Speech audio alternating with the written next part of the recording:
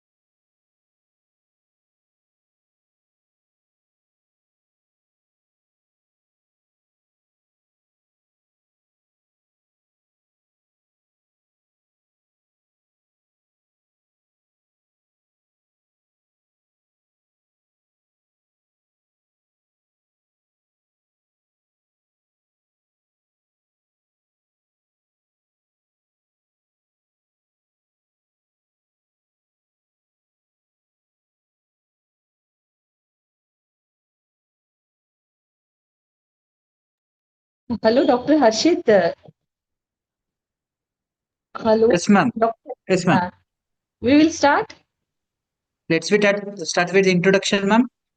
Yeah, please. Uh, Good evening to one and all. Chaya, over to you. Jai Shri Gurudev. Success in AIPGT is not determined by intelligence alone. It is built on the foundation of clear guidance, consistent preparation, and unwavering determination. Every successful postgraduate journey begins with a single step in the right direction. The AIPGET orientation class, Homeopathy, is a dedicated initiative designed to help aspiring postgraduate students understand the examination, develop an effective preparation strategy, and approach their goal with confidence. This session aims to provide valuable insights into the AIPGT examination pattern, subject wise planning, time management, preparation techniques, and mindset required to excel. Led by experienced mentors and academicians, the orientation will equip participants with practical strategies to maximize their preparation, avoid common pitfalls, and stay motivated throughout their journey. Whether you are just beginning your preparation or looking to refine your approach, this orientation will serve as the ideal starting point to transform your aspirations into achievements. Join us as we take the first step towards excellence in AIPGT and embark on a journey of learning, perseverance, and success. Jignasa is a pan India movement dedicated to creating a unified platform for addressing all dimensions of Ayush systems Ayurveda, Yoga, Unani, Siddha, Sawarikpa, and Homeopathy. Motto is Learn Ayush to Practice Ayush.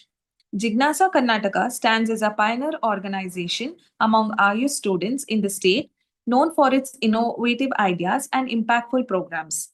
We have successfully organized landmark events such as International Conference and National Arogya Fair in 2018 and 22, and Yantra 2023 and Mathanam 2024 in collaboration with Nimans. For the homeopathic fraternity, Unnati 2024 was a unique platform dedicated to empowering homeopathy students. We have actively partnered with the Government of Karnataka in Yoga Day celebrations, and a flagship event, Achintya Ayurveda, has emerged as leading conference in the field of Ayurveda across the state. To promote traditional cow-based health practices, we have consistently conducted Panchagavya workshops, training students and practitioners in the preparation and benefits of cow-derived products. Reaching out to underserved and rural areas has been a priority. We have conducted numerous health camps, awareness programs, and Swarna Bindu Prashna drives aimed at improving children's immunity. In addition, to support Ayush students during the academic journey, Jignasa Karnataka has continuously organized online classes, exam preparatory sessions, and career postgraduate guidance programs, fostering clarity and confidence among graduates aspiring for higher education and professional excellence in the Ayush domain. Dr. B.D. Chetty Homeopathic Medical College Hospital and Postgraduate Research Center, Dharwad, was established in 1992 to provide quality homeopathic education and healthcare. Located on a 5-acre campus in the heart of Dharwad, just 1 kilometer from the central bus stand and railway station, the institution offers modern infrastructure, well equipped laboratories, a rich library, and experienced faculty under the leadership of Principal Dr. Anand J. Hosur.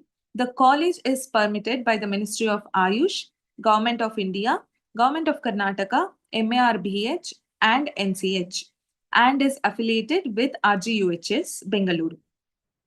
The institution has been awarded an A+ grade in the QCI NCH rankings for its excellence in homeopathic education and quality healthcare.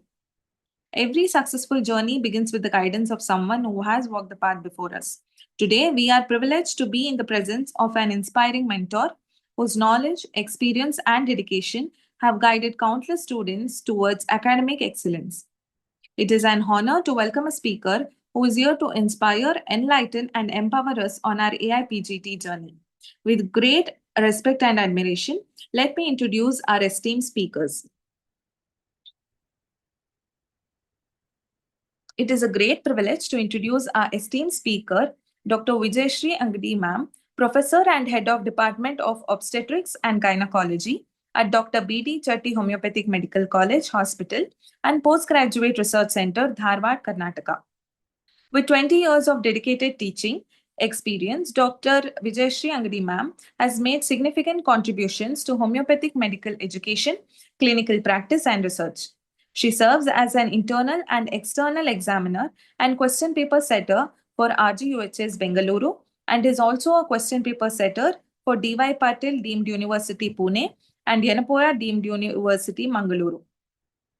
Ma'am has actively contributed to community health by serving as the resource person for Dharmasthala Manjunatheshwara Association, where she has delivered awareness lectures on menstrual disorders, women's health and nutrition, thyroid disorders, menopause, and other important health topics across Hubballi-Dharwad region. She has also organized numerous rural health camps in villages of Dharwad, reflecting a commitment to public health and community service. She was the guide for STSH research project in 2023 and has published a research article on lichen planus in the Homeo Science Frontier in-house journal, highlighting her dedication to academic research. On behalf of everyone present, I extend a warm and heartfelt welcome to Dr. Vijayashree Angadi ma'am. We are truly honored to have you with us today and eagerly look forward to your valuable insights and enriching session. Another esteemed speaker for today's evening is Dr. Suma R.S., Professor and Head of the Department of Pathology and Microbiology at Dr. B.D. Jetty Homeopathic Medical College, Hospital and Postgraduate Research Center, Dharwad, Karnataka. Ma'am has over 26 years of clinical experience and 25 years of teaching experience, making her a distinguished academician and clinician in the field of homeopathy. She serves as member of Board of Studies for undergraduate courses at RGHS and has been appointed as an examiner and question paper setter for multiple universities and has guided undergraduate research under both RGHS and CCRH. She also serves as RGHS NSS Nodal Officer. She has been a resource person and guest lecturer at numerous academic and public health programs, delivered expert talks on pathology, health and disease prevention, and has contributed to continuing medical education initiatives across the country. Her dedication to medical education and academic excellence has earned her widespread respect among students and colleagues alike. On behalf of everyone present, I extend a warm welcome to Dr. Suma R.S. ma'am. We are truly honored to have with us today and eagerly look forward to your insightful session. Thank you, ma'am. Our next speaker for today's evening is Dr. Uday B. Chavan, Assistant Professor in the Department of Obstetrics and Gynecology at DBHP's Dr. B.D. Jetty Homeopathic Medical College, Hospital and Postgraduate Research Center, Dharwad, Karnataka. Sir is a dedicated academician with 2 years of teaching experience, committed to nurturing future homeopathic physicians through quality education and clinical training. His enthusiasm for teaching, patient care, and academic excellence reflects his passion for the field of homeopathic obstetrics and gynecology. As a young and dynamic faculty member, he actively contributes to undergraduate education while encouraging students to develop a strong clinical foundation and evidence-based approach of learning. On behalf of everyone present, I extend a warm welcome to Dr. Uday B. Chavan, sir. We are delighted to have you with us today and eagerly look forward to your insightful and enriching session. Thank you, everyone. Over to you, ma'am. Thank you, ma'am.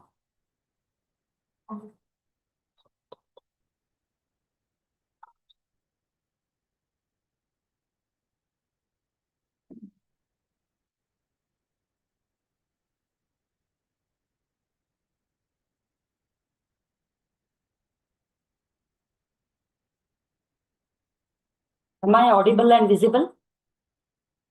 Yes, madam. Yes, yes. Thank you. Good evening, everyone. Good evening, everyone.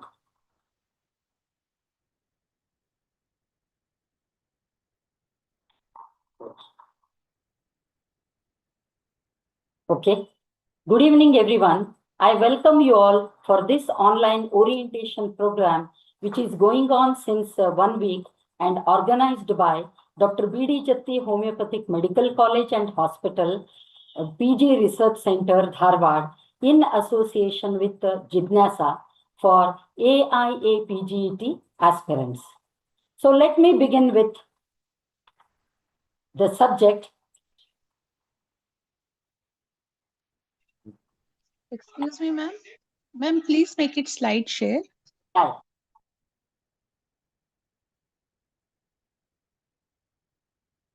Okay. Let me begin with the subject, that is obstetrics and gynecology. OBG is one of the clinical scoring subject where your aim is not only to read the textbook, but you need to understand the concept and answer the previous year question papers.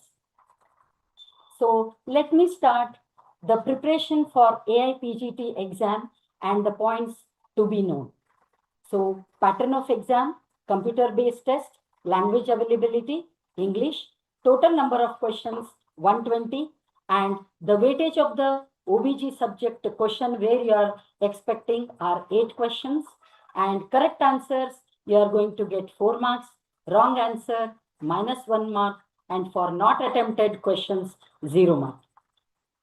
Coming to the pattern of questions, single best answer, match the list 1 with the list 2, statement type of questions, case-based questions, lastly, assertion and reason. The important notes to be followed in the preparation of OBG, that is high yield obstetric topics, high yield gynecology topics, MCQ preparation strategy, clinical case discussion, previous year question papers, and recommended resources. So let us see which are the high yield topics in obstetrics. Diagnosis of pregnancy, antenatal care, physiology of pregnancy, normal labor and mechanism of labor, puerperium, abortion, ectopic pregnancy, hypertensive disorders of pregnancy, then pregnancy-induced hypertension, which includes eclampsia and preeclampsia, antepartum hemorrhage, which includes placenta previa and abruptio placentae, postpartum hemorrhage, multiple pregnancy, malpresentations like breech presentation, face presentation, shoulder presentation, and compound presentation, then induction of labor.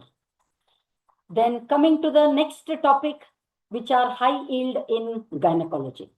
Menstrual disorders includes dysmenorrhea, amenorrhea, menorrhagia, metrorrhagia, polymenorrhea, cryptomenorrhea, then other abnormal uterine bleeding, then other topics, polycystic ovarian syndrome, fibroid uterus, endometriosis, adenomyosis, pelvic inflammatory diseases, benign ovarian tumors, and ovarian cyst.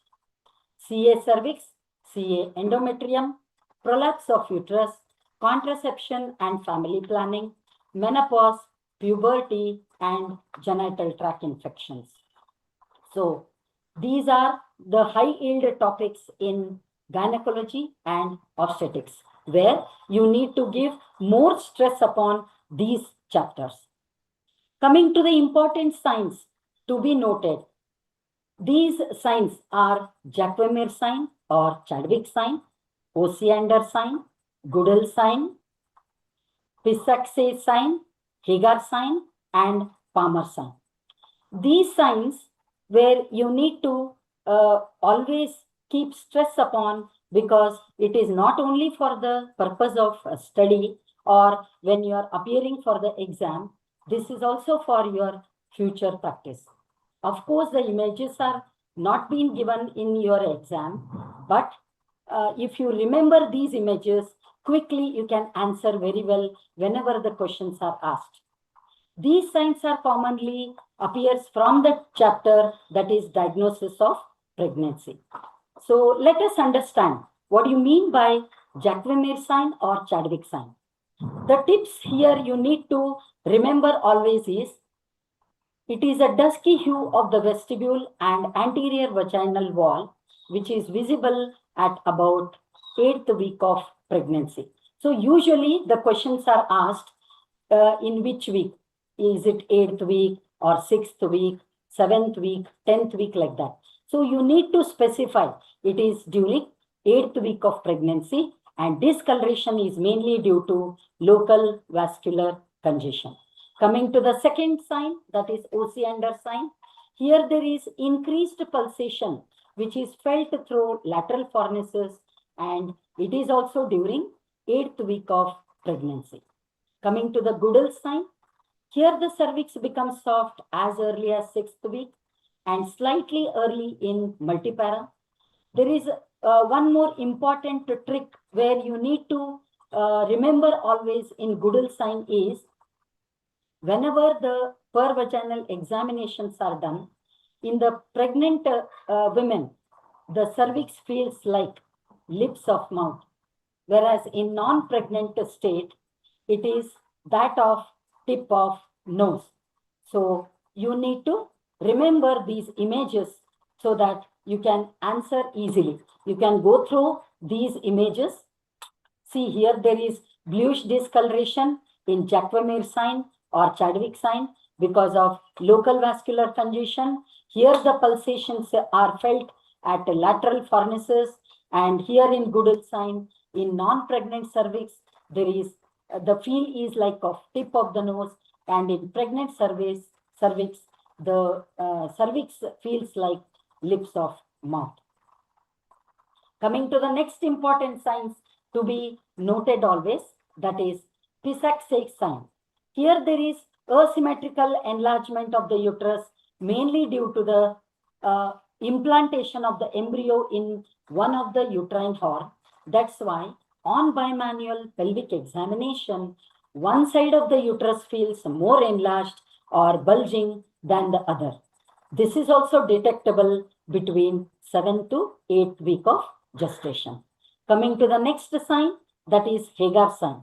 So you can see in the image Pisac's sign, where there is enlargement because of the implantation of the embryo. One side is bulged. Coming to the next sign, that is Hagar sign. Here there is softening of the uterine isthmus, which is felt on bimanual examination in early pregnancy between 6th to 8th week of gestation. The important note in Hagar sign is, here the upper part of the body of the uterus is bulged, whereas lower part of the body of the uterus is empty, and the cervix is comparatively firm. So there are important points in each of the signs where you need to always, never to be forgotten, and always you need to remember these things. Coming to the Palmer sign, here there is a regular rhythmic uterine contractions felt during bimanual pelvic examination in early pregnancy. It is also seen between 4th to 8th week of gestation. These are the important signs which commonly appears from the chapter of diagnosis of pregnancy. So let's begin with the questions, that is single best answers. Question number 1. The cause of dyspareunia in endometriosis is, your options are given below. A, fixed retroverted uterus. B, prolapsed fixed ovary. C, vaginal or cervical vault endometriosis. And D, none of the above. Can anyone answer for this question?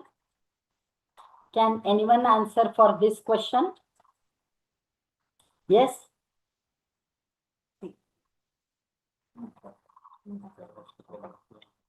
Okay, right. The answer C is right. It is the cervical or the vaginal vault endometriosis. So you need to know what is dyspareunia. Many of them you are knowing dyspareunia. It is difficulty or painful sexual intercourse or painful coition. So dyspareunia is due to endometriosis of pouch of Douglas or cul-de-sac, and it is the area between the cervical or the vaginal vault and the rectum, and this causes the fixation of the uterus. Hence, the lady comes with pain during sexual intercourse or pain during coition. So let us go to the next question. Question number 2. When does an expectant mother feel quickening? Your options are given below. A, 12 to 14 weeks. B, 16 to 20 weeks.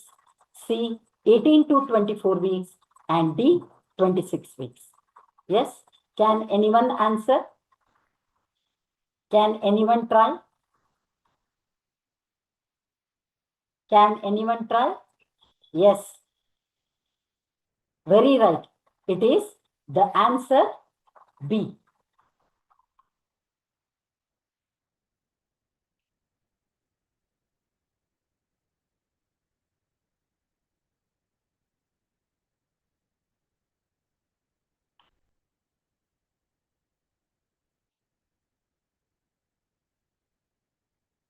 One minute. Yes, it is answer B, that is 16 to 20 weeks. Why? Because the quickening, you must be knowing that a pregnant woman, she appreciates fetal movements. That is, she says that something is moving in the abdomen, which is very commonly, the words are very common during primigravidas. Whereas in multigravidas, they have that experience or the feel, what is quickening. Hence, in second trimester of pregnancy, the quickening is very common. But FHS, that is fetal heart sound, is audible with the stethoscope or fetoscope at 18 to 20 weeks, and Doppler can detect FHS as early as 12th week. Coming to the third question. The precise method of estimation of gestational age during first trimester of pregnancy is by measuring your options: femur length, B, gestational Crown sac. rump length. Yes, very good. Before the question completes, you are answering. Very good.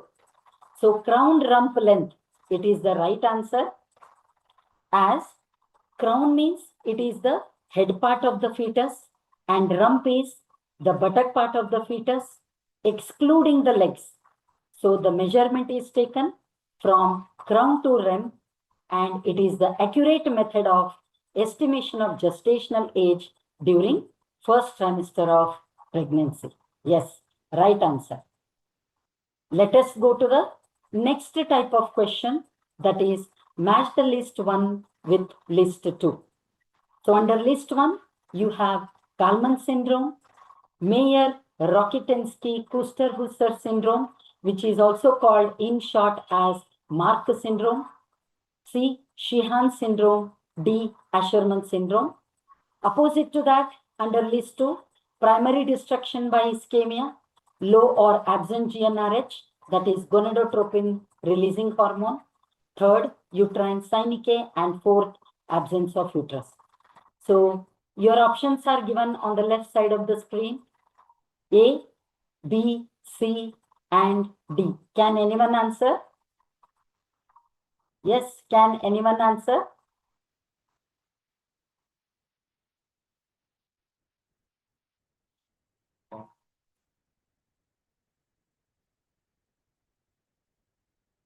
Yes.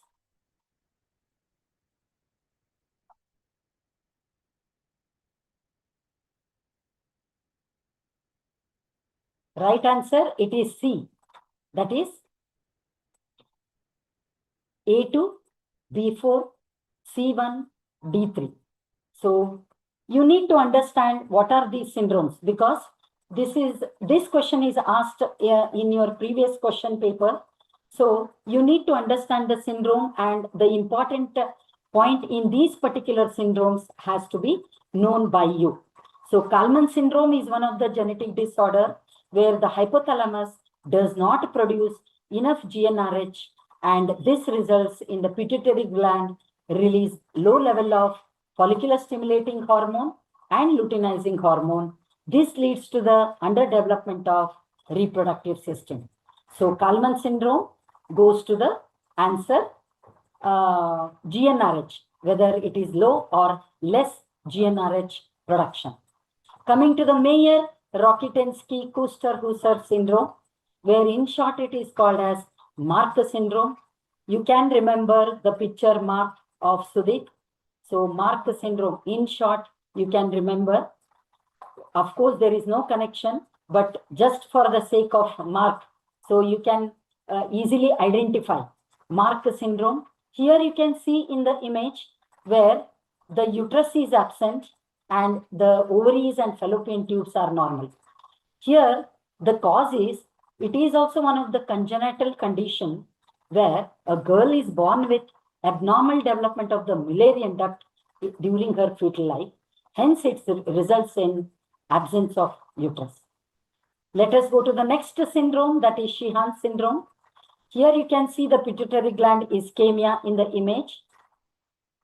It leads to severe intrapartum or early postpartum hemorrhage. Due to heavy blood loss, there is less blood supply to the pituitary gland. Hence, there is primary destruction of pituitary gland or ischemia. Coming to the next syndrome, that is Asherman syndrome. It is when there is intrauterine adhesions, or see here, you can see in the picture, adhesions or synechiae. This is very commonly seen in dilatation and curettage, lower segment cesarean section, and postpartum hemorrhage. So these are the syndrome where they are important to be noted and commonly asked in previous year question papers. Let us go to the next pattern under this question number 2, that is match the list 1 with list 2. Here in list 1, Braxton Hicks contraction, painless vaginal bleeding, C, severe hypertension in pregnancy, and D, Chadwick sign. Opposite to list 1, placenta previa, false labor pain, bluish discoloration of vagina, and preeclampsia. Your options are in the left side of the screen. Can anyone answer for this question? Can anyone answer? Very good. Very impressive. So fast, within fraction of second you are answering. Very nice. So Braxton Hicks contraction, where they are painless contractions and nowhere related to the dilatation of the cervix or effacement of the cervix, and there is no sign of show. In true labor pain, there is sign of show. So Braxton Hicks contraction A goes to false labor pain. Painless vaginal bleeding, always it is seen in placenta previa, where placenta is situated just above the internal os, and hence painless vaginal bleeding goes to the answer 1. Severe hypertension in pregnancy. You must be knowing hypertension where it starts, suppose the lady is in second trimester of pregnancy, especially at 18th week of gestational age in second trimester. So there are chances of hypertension above 140/90. It is said as borderline hypertension. Suppose it is more than 150/100 or 160/100. So there are chances of preeclampsia. So answer question C goes to answer 4. Coming to the Chadwick sign, as previously it is explained, bluish discoloration of the vagina and seen in first trimester of pregnancy, especially at 8th week of gestation. So the answer D is very right. Very good. Coming to the next type of question, that is statement type of question. Statement 1, leiomyoma is the most common benign tumor of the uterus. Statement 2, fibroids commonly occurs after menopause. Your options are both are true.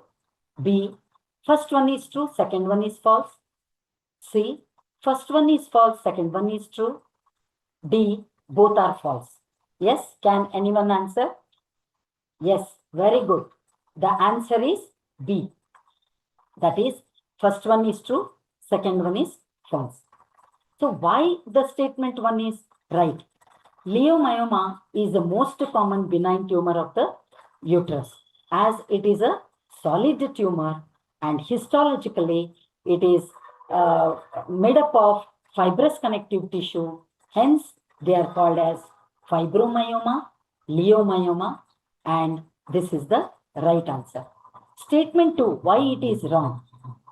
The fibroids which are commonly affects during or commonly forms during reproductive age group and during menopausal stage, where both the hormones like estrogen and progesterone, they reduced in their levels. Hence, the statement is true. So answer is B. That is, first one is true and second one is false. So next type of question, that is case scenario type. A 28-year-old married woman complains of dysmenorrhea, deep dyspareunia, inability to conceive since 3 years. Ultrasound reveals 5 centimeter of ovarian cyst with homogeneous ground glass appearance. Your options are functional ovarian cyst, B, chocolate cyst, C, dermoid cyst, and D, follicular cyst. Can anyone answer? Yes, most of them are answering. Very good. Most of them are answering for the case scenario type of question. Of course, it is answer B.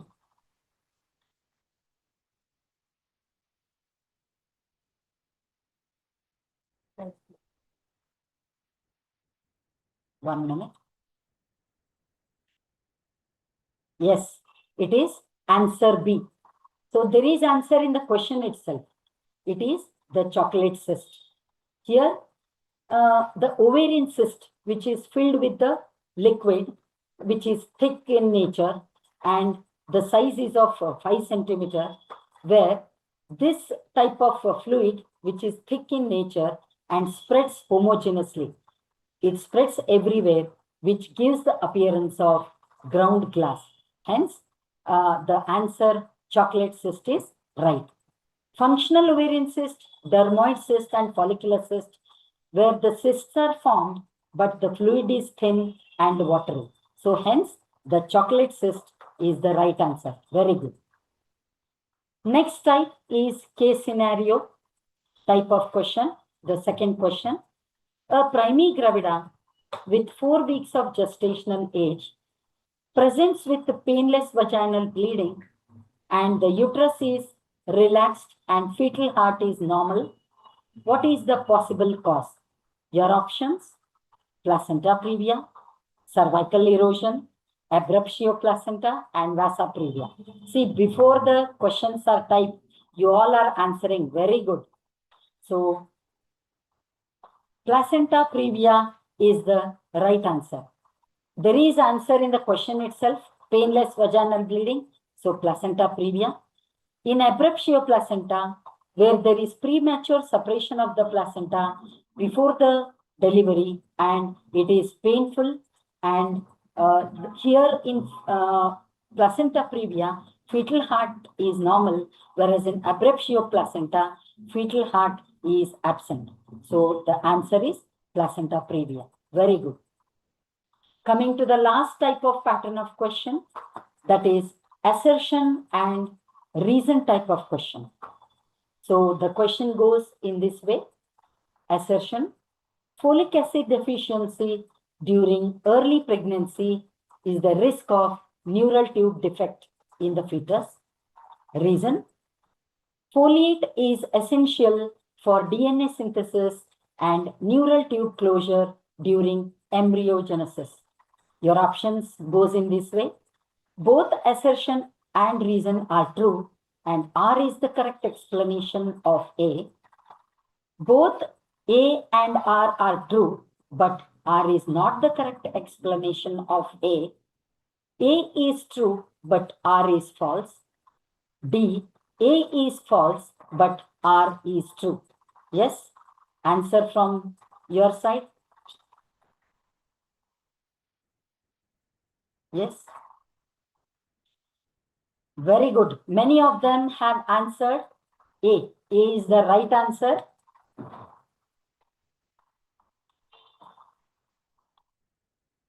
A is the right answer. 1 minute. Okay. So both assertion A and reason are true, and R is the correct explanation of A. Here, folic acid is must in first trimester of pregnancy, especially early pregnancy, because the neural tubes are closed by 28th day after the conception. Suppose they fail to complete the closure, then neural tube defects are very common, and the child is born with anencephaly, spina bifida, and meningocele. Hence, folic acid is must, and reason are, that is, folate is essential for DNA synthesis and neural tube closure during embryogenesis. Hence, the answer A is right. Coming to the next question under assertion and reason. Colostrum contains higher protein than mature milk, and reason, colostrum contains more lactose than mature milk. Your options, both assertion and reason are true, and reason is the correct explanation of assertion. B, both assertion and reason are true, but reason is not the right or the correct explanation of assertion. C, assertion is true, but reason is false. D, assertion is false, but reason is true. Yes, can anyone answer? Can anyone answer? C. Yes, very right. Very good. Answer C is the right. That is, assertion is true, but reason is false. Why? Because colostrum have higher protein than the mature milk. In mature milk, even though it is liquid type and thin watery, but it contains all the nutrients which are very helpful for the child to grow and the development. So assertion, answer C is right. Assertion is true, but reason is false, as colostrum contains more lactose than the mature milk.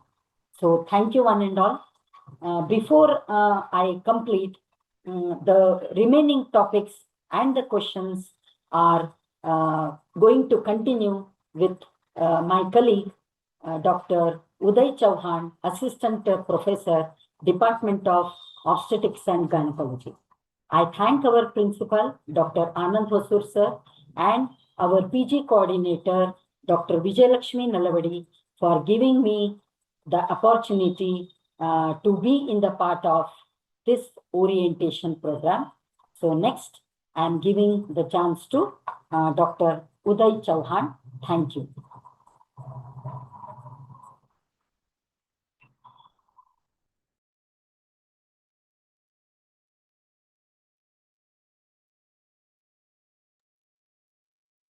Dr. Uday, Yes, ma'am. Yes, ma'am. can you share your PPT? Okay, ma'am. We'll start. Vijayashri madam, you please close your PPT. You close your share, that screen sharing.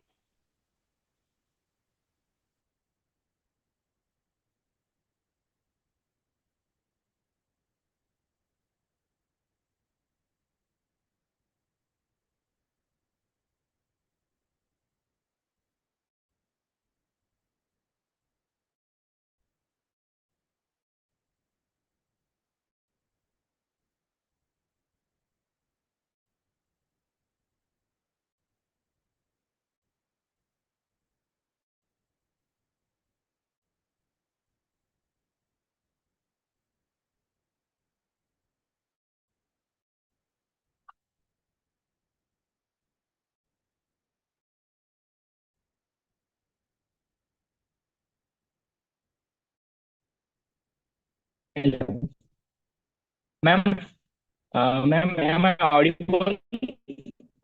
So little bit Can that you answer, please?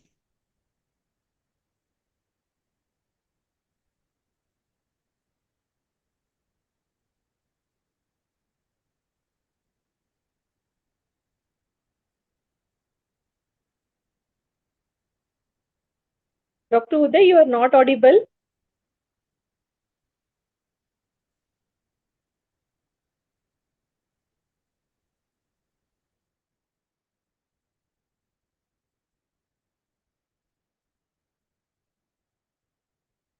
Uday sir, you are not here.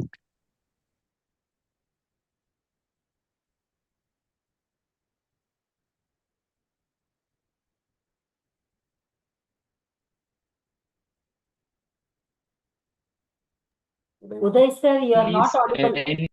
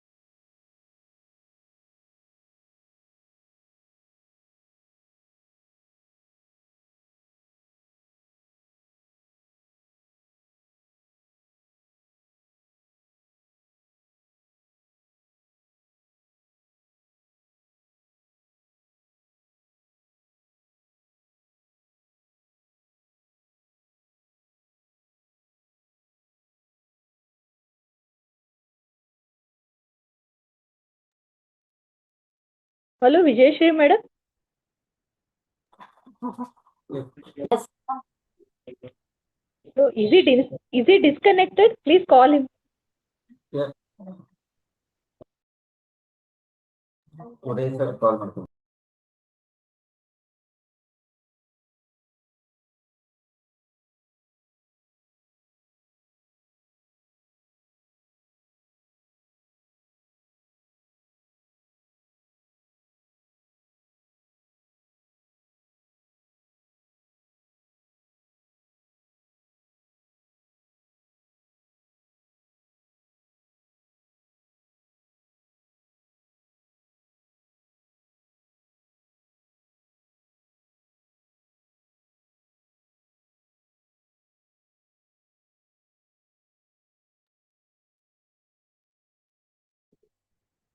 Sorry for the inconvenience. Dr. Uday will join soon. So there is a technical glitches and there is some network issue. Please stay with this Zoom meeting. He will join soon. Okay, ma'am.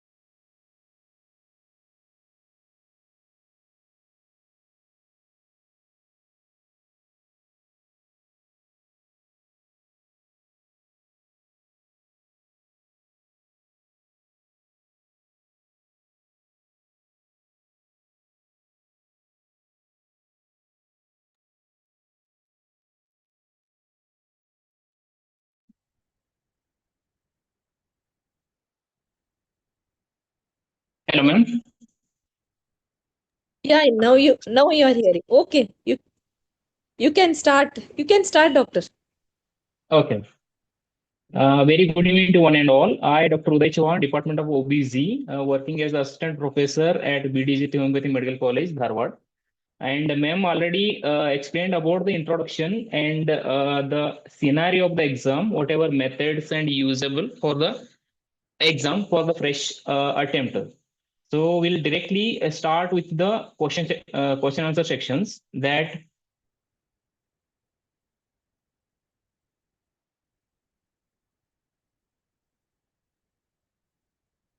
So before starting that, I want to give a disclaimer that for the first attempting students, that anything can be asked from the first year BHMS to final year BHMS from your syllabus, from clinical subject and theory subject also. So by referring any multiple choice questions or any notes is not enough for your exams, but we can cover how much questions can possible, and we will start to solve some questions here. So weightage of the marks and the exam related topics already ma'am explained.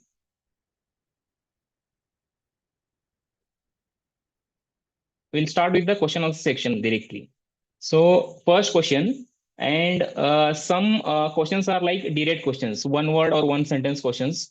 Here, for example, a retrograde menstruation is a feature of so and so options like DUB and endometriosis, postmenopausal bleedings, and adenomyosis. So anyone can answer now here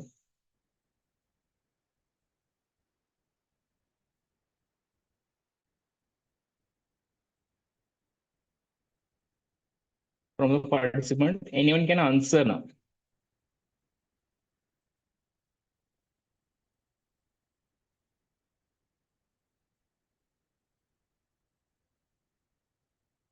Team Jignasa, am I audible? Yes, You are sir. audible. Okay, okay. The question is retrograde menstruation is a feature of A, dysfunctional uterine bleeding, endometriosis, postmenopausal bleeding, and adenomyosis. So one thing we need to do here, firstly, remove some options here, so like one or two options. One option will be there like not at all related to the question. Like here, DUB is not related to the questions. So DUB will give severe bleedings or bleeding will come out of the body per vaginal, and the adenomyosis also. So here some close relation with the questions that endometriosis or postmenopausal bleeding. Even postmenopausal bleeding will give some cessation of the or complete cessation of the discharges. Usually it happens like endothelial injuries, like bleedings of any trauma or leukorrhea will be possible to get. So here answer will be endometriosis, because presence of functioning endometrium, there will be a glands or a stroma in the uterine mucosa that is called endometriosis. But in case of DUB and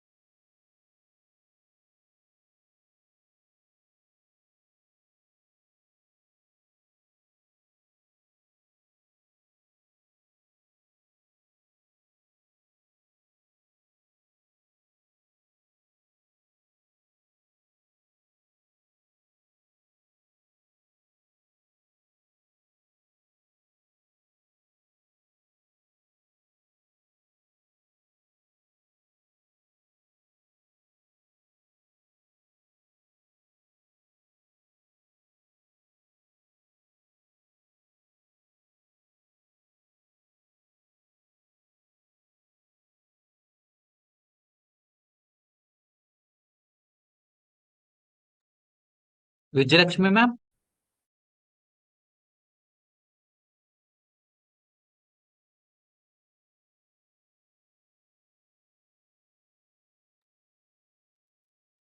Hello.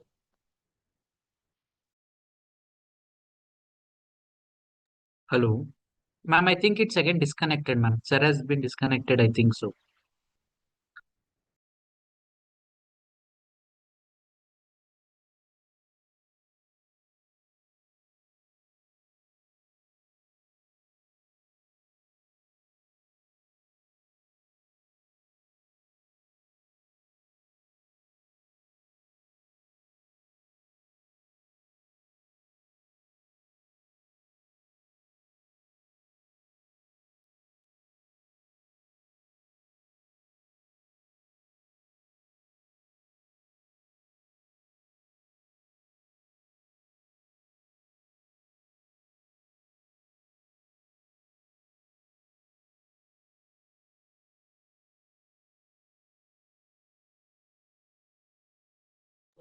Hello, I request Dr. Vijayashree Madam to continue the session.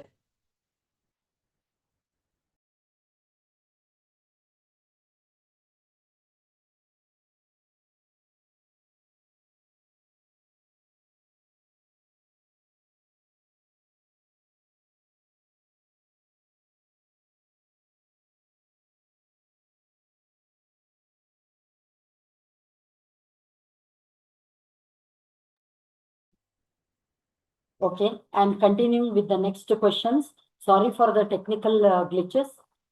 So students, please concentrate over the questions, what I'm going to read now. Question 2, that is a case-based question. A 32-year-old multipara presented with, with 32 weeks of gestation, mild Ma'am, vaginal. question is not, excuse me, ma'am, question is not yet displaying, ma'am. Okay, 1 second.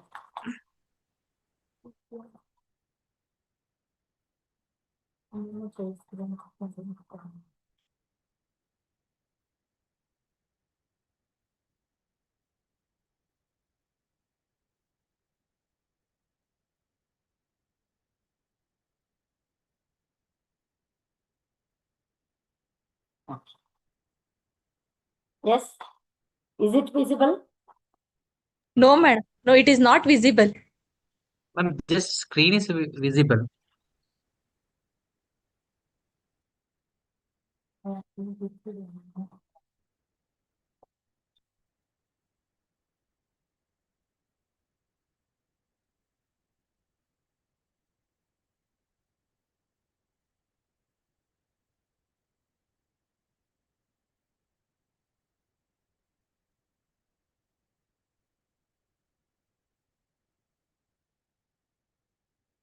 One minute.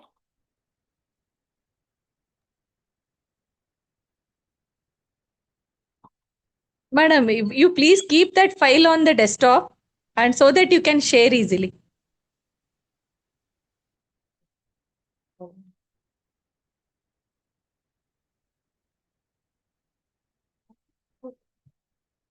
Nice.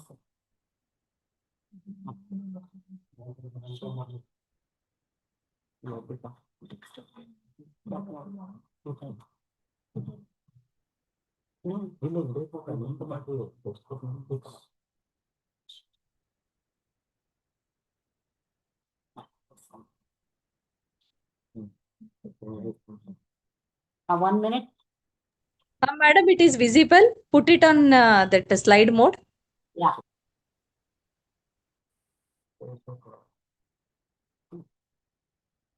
Okay. Is it visible, madam? It is visible. Yes, ma'am. Yes, madam, it is visible.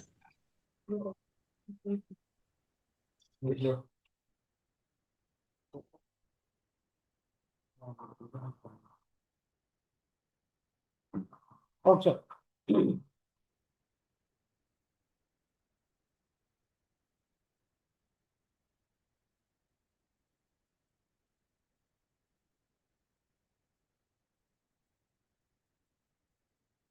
So the question third, which one of the following is not a feature of polycystic ovarian syndrome? Your options are anovulation, hyperandrogenism, decreased luteinizing hormone versus follicular stimulating hormone ratio, and more than 12 peripherally arranged cysts, which are of 2 to 9 mm in ovaries on sonography. Can anyone answer to this question?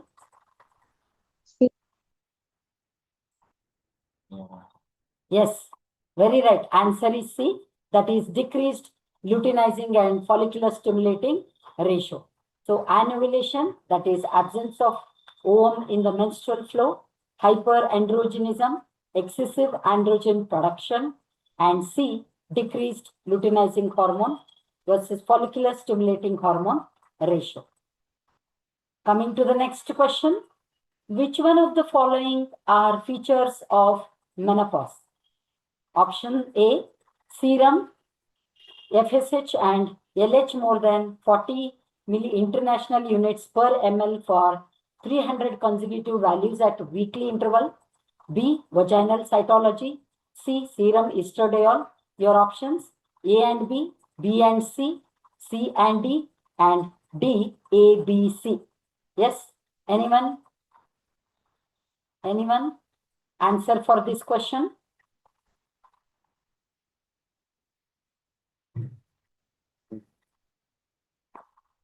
Anyone answer for this question? Yes, it is D. It is D, not B. A, B, C. So, next question. Which one of the following is invariably the primary site of pelvic tuberculosis? Your options are ovary, fallopian tube, uterus, and cervix. Yes, what is your answer? What is your answer? Some are giving right answer. Yes, it is the fallopian tube, which is the right answer, where ovary 30%, fallopian tube 100%, and uterus 60%, and cervix 5 to 10%. Let us go to the next question.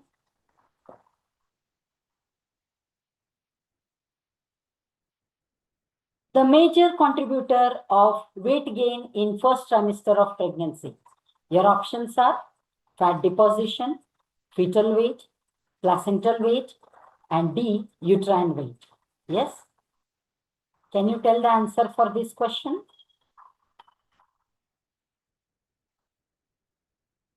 Which is the right answer?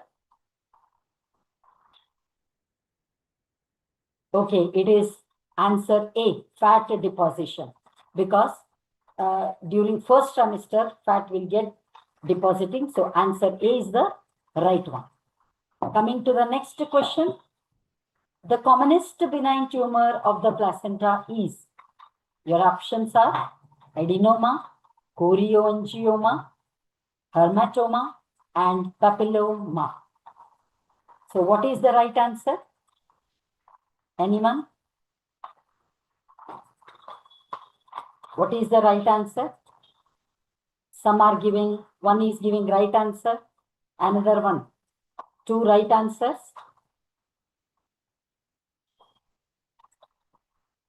So your answer is chorioangioma, because adenoma, glandular tissues, colons and glands.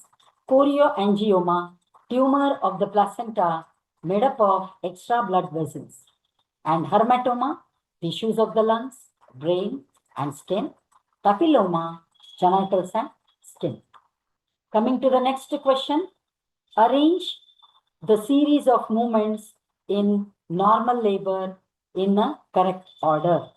So your options are restitution, external rotation, engagement, crowning, and delivery of the head by extension. And choose the correct answer from the options given below. A, B, C, D. Yes, quickly, if you have studied very well in third year OBG subject, so especially in the mechanism of labor, you can answer very easily. Those 9 mechanisms, you should be by-hearted always. Yes?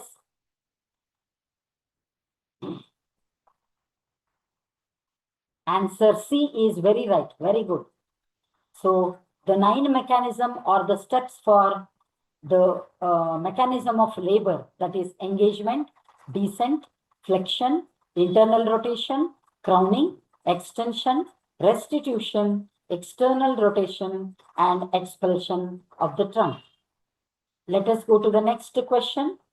Powder burns are pathognomonic of which one of the following conditions? Your options are chronic pelvic inflammatory disease.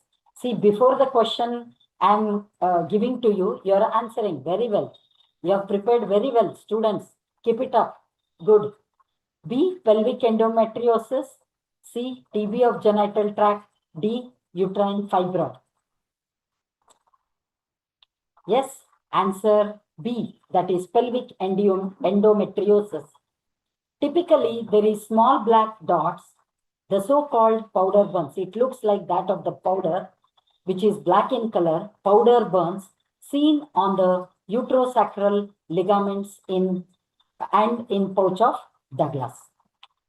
Coming to the next question. High risk factors for placenta previa are 1. Primi gravide, B. Smoking, C. Maternal age more than 35 years, D. Prior curettage, that is DNC, dilatation and curettage, E. African women. Your options are given below. A, B, C, D. Can anyone answer? Anyone, can you answer? Yes, the right answer is C. Very good. It is B, C, D only. That is smoking, maternal age more than 35 years and curettage. This is the right answer. Let us go to the next pattern of question. That is match the list 1 with the list 2. List 1, germ cell tumor, surface epithelial tumor, sex cord cell tumor, secondary ovarian tumor.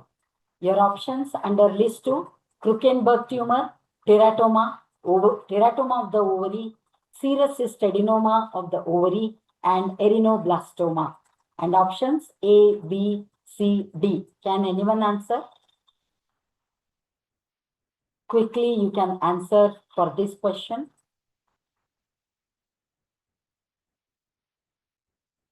Yes, it is answer A. One has given the right answer.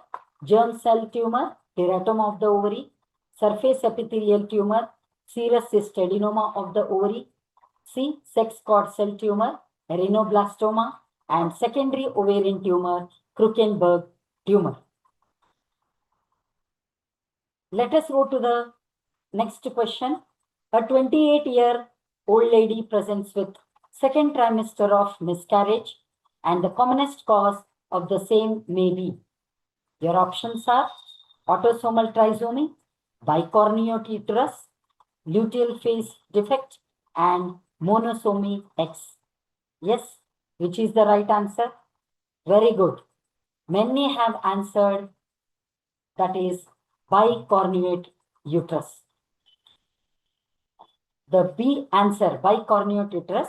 The common causes of miscarriage in first trimester are genetic factors, 50%, endocrine disorders, and immunological disorders, autoimmune, and infections, and unexplained. Some causes are there where the lady comes with a miscarriage, where the cause cannot be found out. So they come under the answer, unexplained causes in first trimester of pregnancy. Then second trimester, anatomic abnormalities. Then cervical incompetency, which are congenital or acquired. Mullerian duct fusion defects, that is bicornuate uterus and septate uterus, uterine synechiae, uterine fibroids, maternal medical illnesses, and unexplained causes. Coming to the next question, what is that called a statement type of question, statement 1 and 2. Triple test includes maternal serum alpha fetoprotein and HCG, that is human chorionic gonadotropin, HCG, and unconjugated estriol. Statement 2, it is done between 30 to 32 weeks of pregnancy. So the options are A, B, and C, D. Yes, a very right answer. That is C is the right answer. Statement 1 is correct, but statement 2 is false. Yes. Let us go to the next question where you can answer very well, which is the easy question and commonly asked in UG also and PG also. So following the previous question papers, these are the common questions which are asked. So you can answer very well. So the parameters for Edgar scoring: heart rate, B color, C temperature, D muscle tone, and E reflex irritability. Your options are given below: A, B, C, and D. Yes, can anyone answer? Let me expect from your side. Yes, it is B answer, that is A, B, D, E. In UG, it is 5 marks question, but in PG, it comes for MCQ type. So you must be knowing what is respiratory effort, heart rate, muscle tone, and reflex irritability and color, which is always at the time of birth. Then in 5 minutes and 15 minutes, this Edgar score is done under the score of 0, 1, 2. Yes. So next question, in a lady suspected to be suffering from genital tract tuberculosis, the best time to do diagnostic uterine curettage is, your options, 14 to 16 day of menstrual cycle, 21 to 23 day of menstrual cycle, and 24 day of menstrual cycle, and 8 to 10 day of menstrual cycle. What is the answer?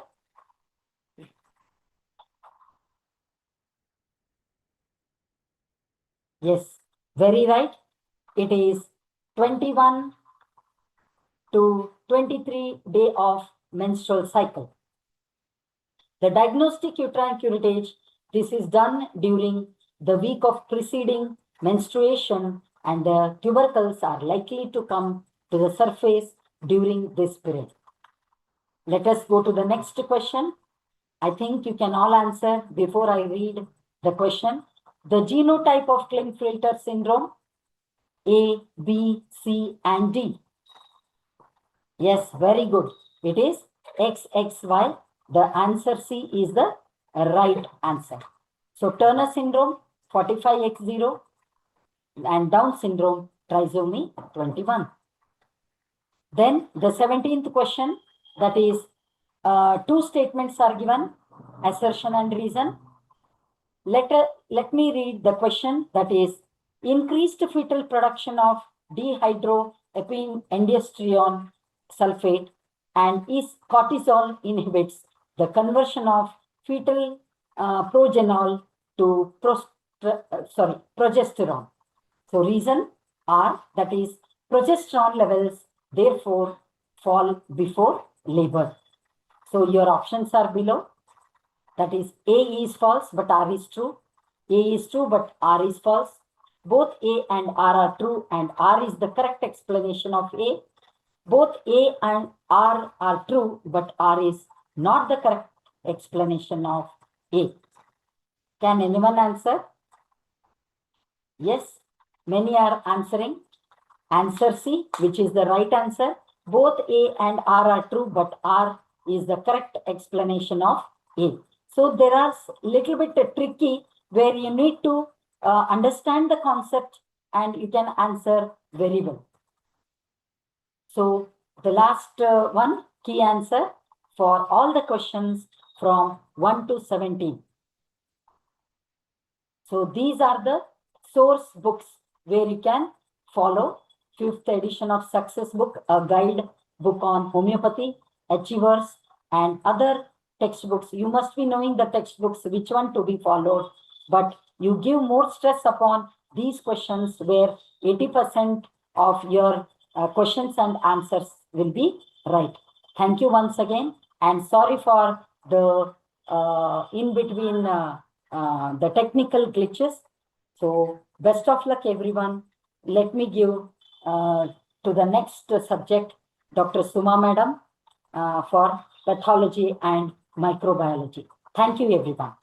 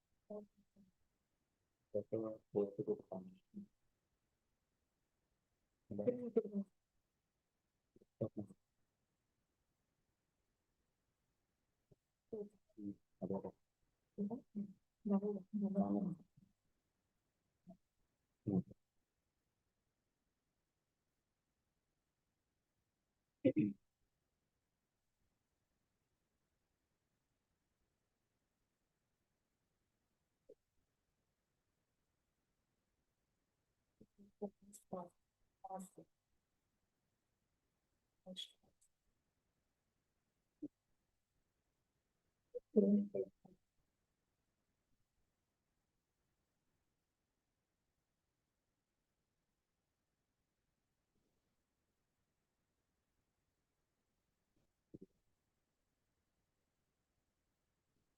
evening, everyone. Am I audible? Yes, ma'am, you are audible. Yes. It's the last hour, last day, last hour, and the last subject, but yet definitely not a list. And everybody has explained the subject-wise weightage. Our marks, pathology marks is 20 marks, but that is from 5 questions. Directly I go to the subject matter because see, you should not see as 5 questions, just see as 20 marks. 20 marks are not less, my dear students. 20 is within 20 fraction of seconds, even life can be saved even during accidents. And in athletes, they can win and make a history. So with 20 marks, you can go to the national level ranking. So it's definitely a not the least subject. I hope this marks pattern and all everyone has explained, and type of questions are also explained. I have incorporated the type of questions in between without explaining, just you can go through that. So I'll just start the subject matter. So the focus area in this pathology is mainly out of these 5 questions, 2 are definitely from the general pathology. And out of these general pathology subjects, mainly what I went through all these previous year questions paper, I got these questions mainly from cell injury and inflammation.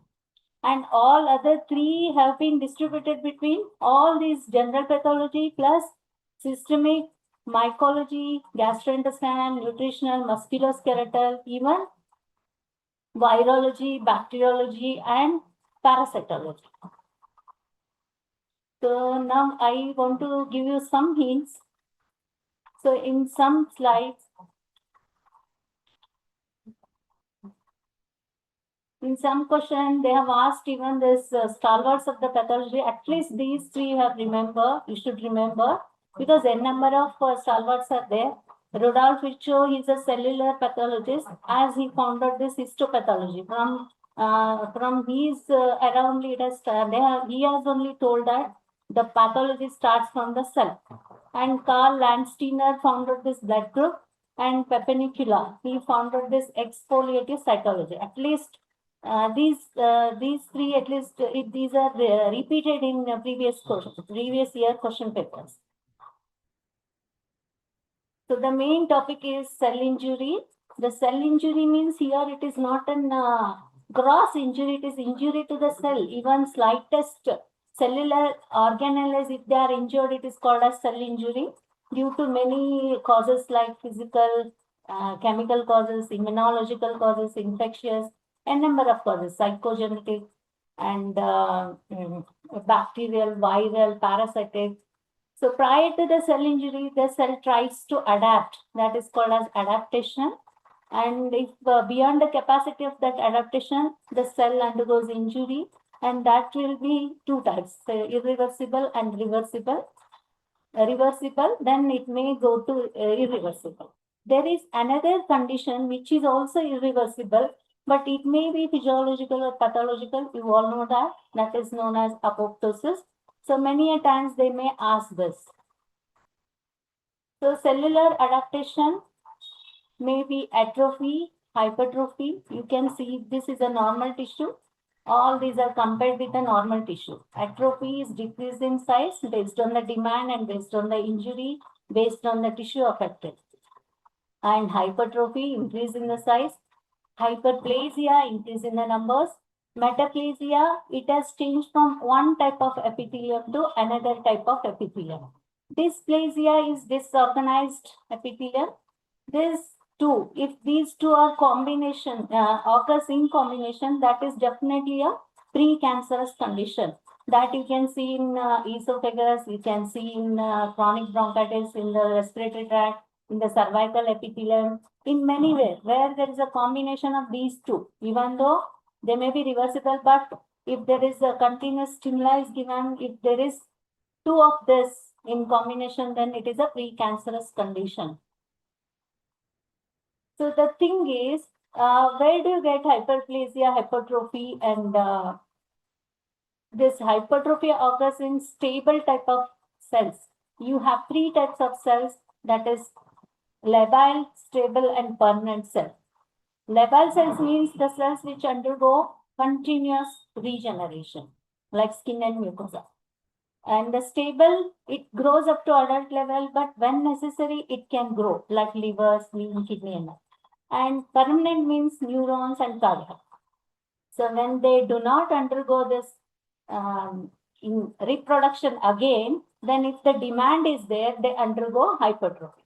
This they may ask. They may ask you, hypertrophy may occur in heart, kidney, liver, like that they may give you the option. So you have to choose where do you get this permanent type of cells. Next is degeneration. It is a reversible condition. If there is a fluid accumulation within the cell, it is called as hydropic change. It occurs in ischemic injury. If the same type of water accumulates in the interstitial space, it is known as edema. But if the fluid accumulates inside the cell, it is called as hydropic change. And if there is abnormal excessive accumulation of fat, it is known as fatty degeneration, or also called as steatosis. It is also known as steatosis or fatty infiltration. Hyaline change, hyaline degeneration or hyaline change is nothing but the proteins which are present in the cell may get accumulated because of the continuous stimuli, and they look like shining subject. That is known as hyaline change. And the pigments are produced inside the body, like some of the pigments, bilirubin, the phenocitrin, leucophysin, melanin. They may get accumulated. Sometimes if the cell is unable to excrete it, then it causes cell injury, or tattoo mark or some chemicals which may inhaled, then that causes cell induced or pigment induced cell injury. And these are some necrosis. Can anybody answer when you call it as irreversible injury? When the cell changes to reversible, or when you can term it as irreversible injury? Can anybody answer? At what level, in which level? You can answer in the chat box. Irreversible injury is termed when the injury to the nucleus occurs, and that nucleus occurs in these sequences: pycnosis, karyorrhexis, and karyolysis. This they may ask you in MCQ as a sequence. You can arrange these in a sequence like this. You may get a question: pycnosis, karyorrhexis, and karyolysis. So when the nucleus is damaged, that is irreversible injury. So in that, there are 5 types of necrosis: coagulative, liquefactive, caseation, fibrinoid, and fat. The things to remember here is coagulative, the speciality of coagulative, it occurs in arterial block, ischemia, but here initially will have the tombstone appearance. That is the hallmark of coagulative necrosis. Tombstone appearance means the surface will be maintained its structure, but inside the organelles are destroyed. So it occurs in solid organs. And liquefactive necrosis is again because of the infarction, but it usually occurs in the soft tissues wherein the pus is formed. And in the coagulative necrosis, it is mainly due to protein destruction, and in liquefactive, it is mainly because of the enzyme destruction. Caseation necrosis that occurs in the tubercular infection. It may be seen in any part of the body, like any organ. It may affect any organ. And fibrinoid necrosis, it is seen in autoimmune disorders, vasculitis, and even peptic ulcer, wherein fibrin deposition occurs. Fat necrosis is seen in acute pancreatitis, because of the release of lipases, which acts on the adipose tissues. So you can see as a saponification. So the hallmark of coagulative is stone and protein denaturation, and liquefactive is like soft tissue pus and enzyme destruction. Caseation, cheesy-like material due to tuberculosis. Fibrinoid, fibrin deposition, fat saponification. So these are the hallmark of. Ma'am, can you please show the first 3 slides of the PPT? Pardon? Can you please show the first 3 slides of the PPT? Degeneration, you want? Yes, ma'am.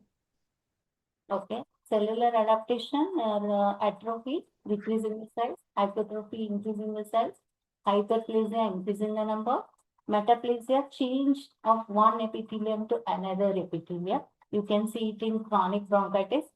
In upper respiratory tract is normally lined by ciliated columnar epithelium. Due to repeated infections, cilia are destroyed and that columnar epithelium will be converted into squamous epithelium. So when the cilia is not there, again it receives infection. And dysplasia is totally disorganized of the abnormal cells. This do you want? Shall I go?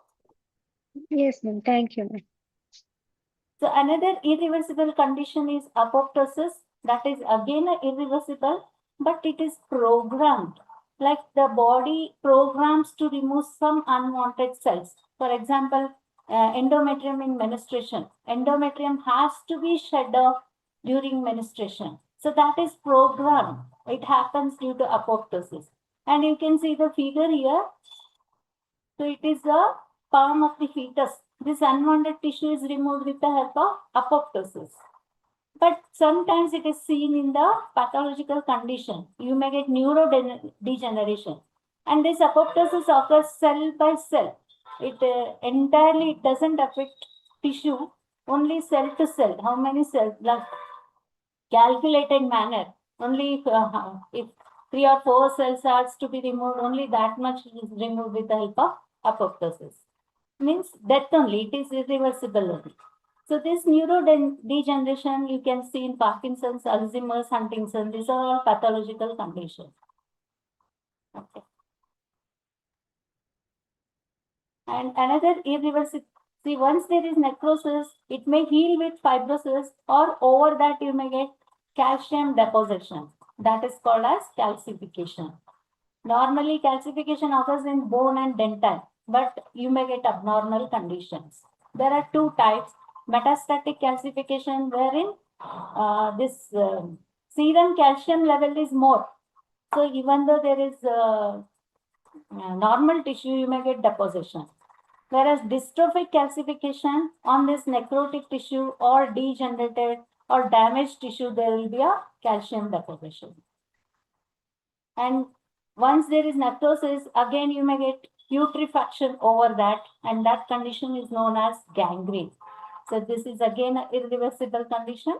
So there are 3 types based on the tissue affected, based on the cause, based on the infective material, infective agents.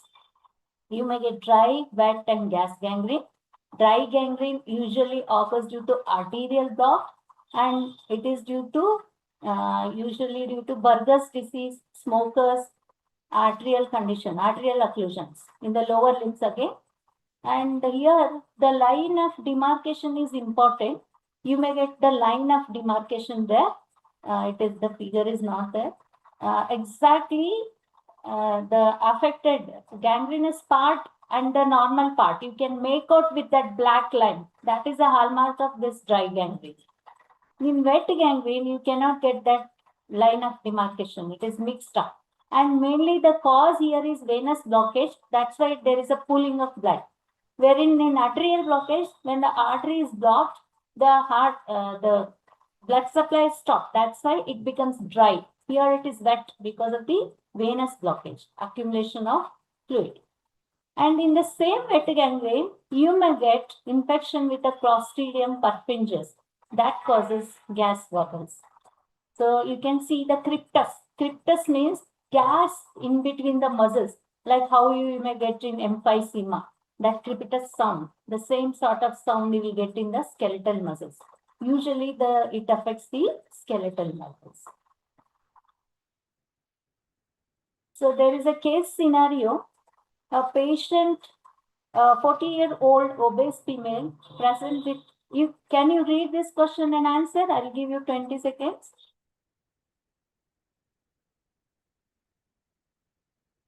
Can anybody answer?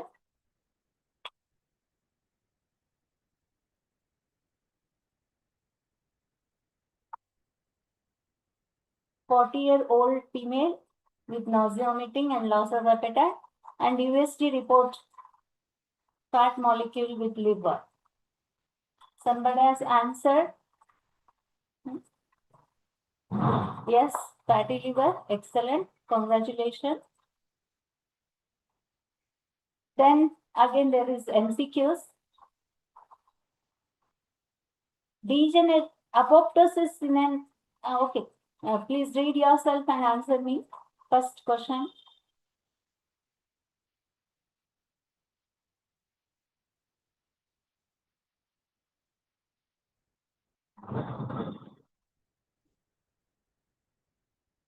Answer 3 is the right answer. Again, good. Then the second question.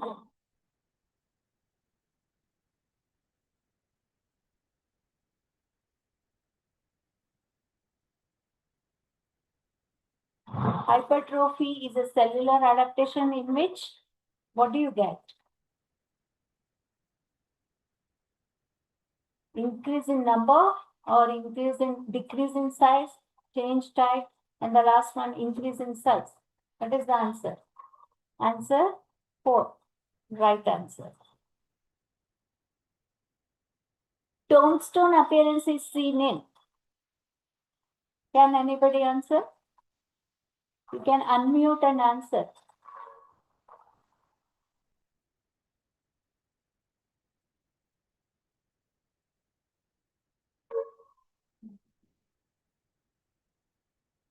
Tombstone appearance is a hallmark of which type of necrosis? Wherein the cell structure is maintained. The cell membrane is maintained, but inside organelles are dead.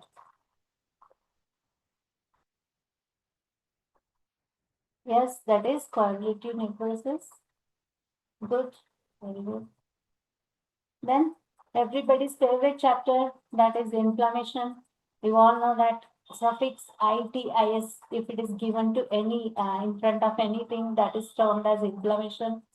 And it is actually not a disease, but it is an immune response towards the injurious agents. You have n number of agents, whatever the chemical, physical, immunological, infectious, to all this is also one of the immune reactions. But if the inflammation is exaggerated, then it injures the tissues. So there are two types, acute and chronic, and these are the hallmark of inflammation. Characteristic features: rhubarb, tumor, calor, and dolor. That is redness, tumor, calor, dolor. And they may ask you the cause of rhubarb, cause of tumor, and the cause of this calor and dolor. So you all know there are two events in the inflammation, that is vascular events and the cellular events. Because of these two events, you will get these changes. So vascular events are initially you will have vasoconstriction for few seconds, then that is followed by persistent vasodilatation, then increased hydrostatic pressure and increased vascular permeability.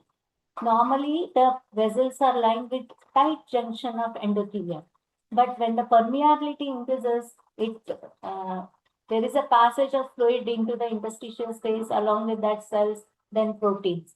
So initially you will have transudate, then exudate. Okay, so these are the vascular events. First, vasoconstriction, vasodilatation, increased hydrostatic, increased permeability, transudation, then slowing stresses, leukocytic margination. So leukocytic margination also have some events. That is, initially we will have a normal axial flow, that is, all the cells flow centrally, and at the border of the vessels there will be cell-free plasma. This is the beauty of blood circulation. Even though n number of cells, n number of minerals, proteins, hormones, everything is there in the blood, but it maintains one pattern, one discipline. That is the beauty of circulation. You can see that centrally only solids and cells will be circulating, and at the periphery plasma-free fluid. So if this is disturbed, and this will be definitely disturbed during any inflammatory signals. So the WBCs travel towards the endothelium, that is, and it adheres to the endothelium. So initially that stage is called as margination, then pavementing, then adhesion, then emigration. And along with the WBCs, because of the increased permeability, even some RBCs enters into the interstitial space, and that is known as diapedesis.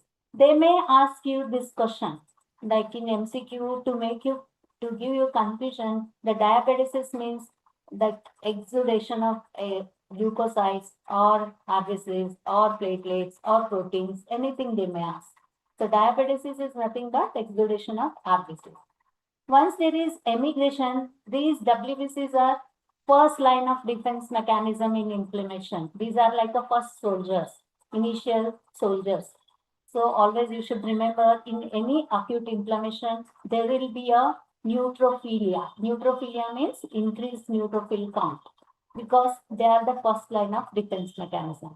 And in the chronic inflammation, there will be lymphocytes. Lymphocytes will increase.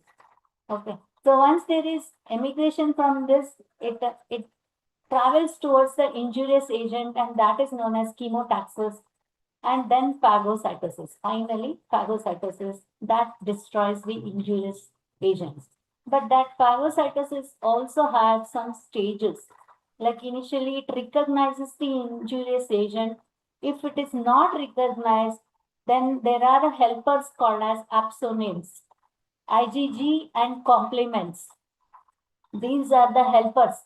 They cover this injurious agent. They make one coating, and then they help the inflammatory cells to identify it.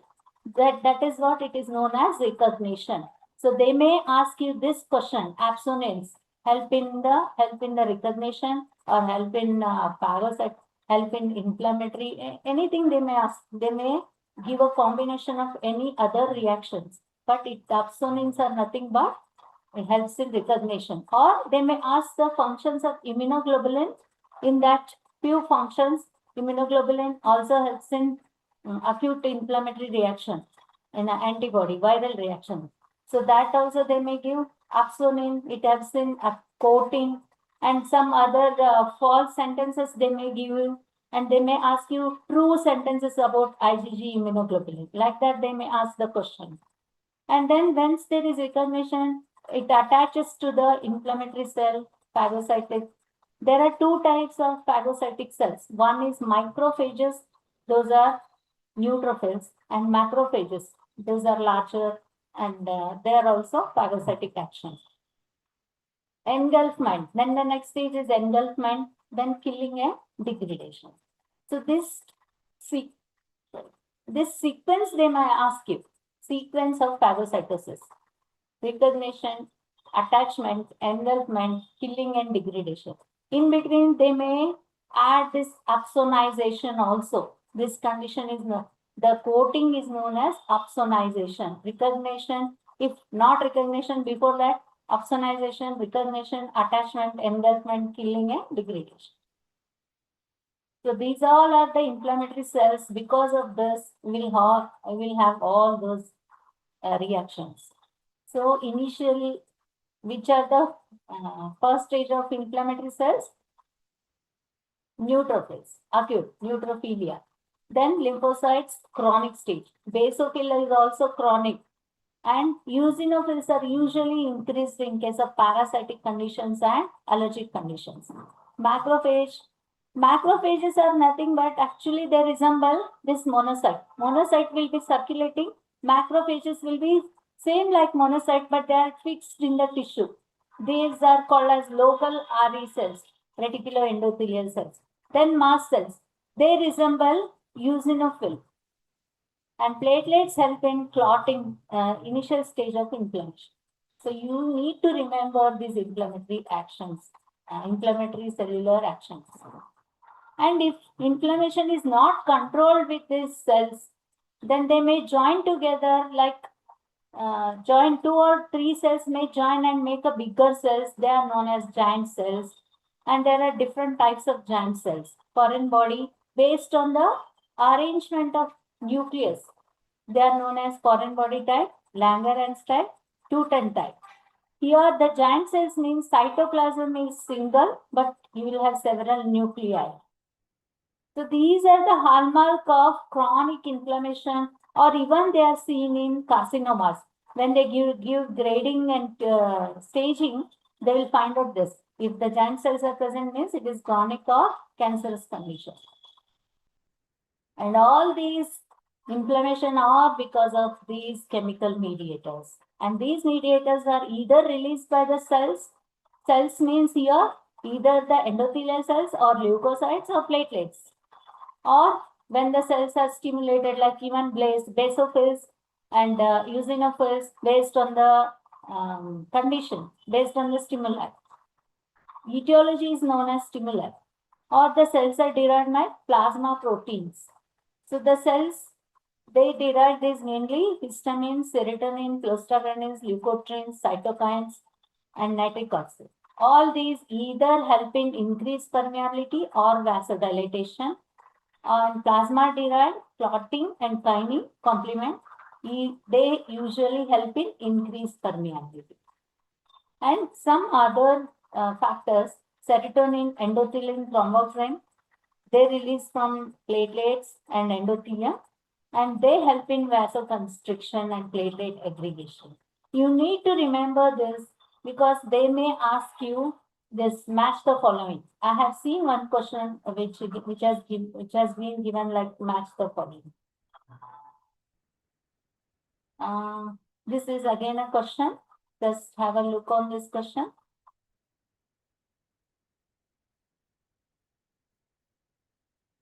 Can anybody answer?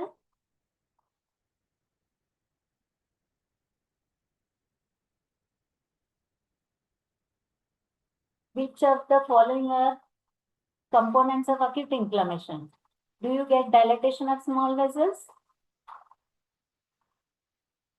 Can you answer in the chat box?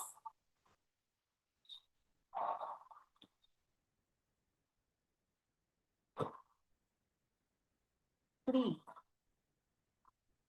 Decreased permeability. Yes, good. This is not a feature of inflammation. Yes, correct answer. See the sequence. Sequence of inflammatory events. Can you answer? Pigmenting.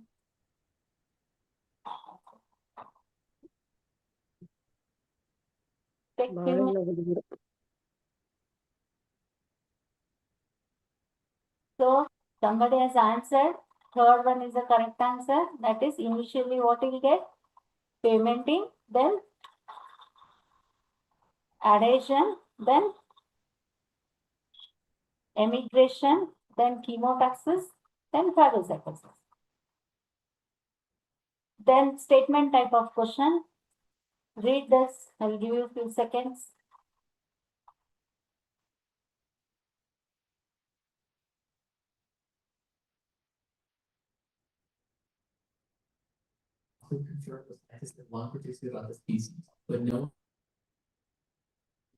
Okay. C. Let's see. Yes, right answer.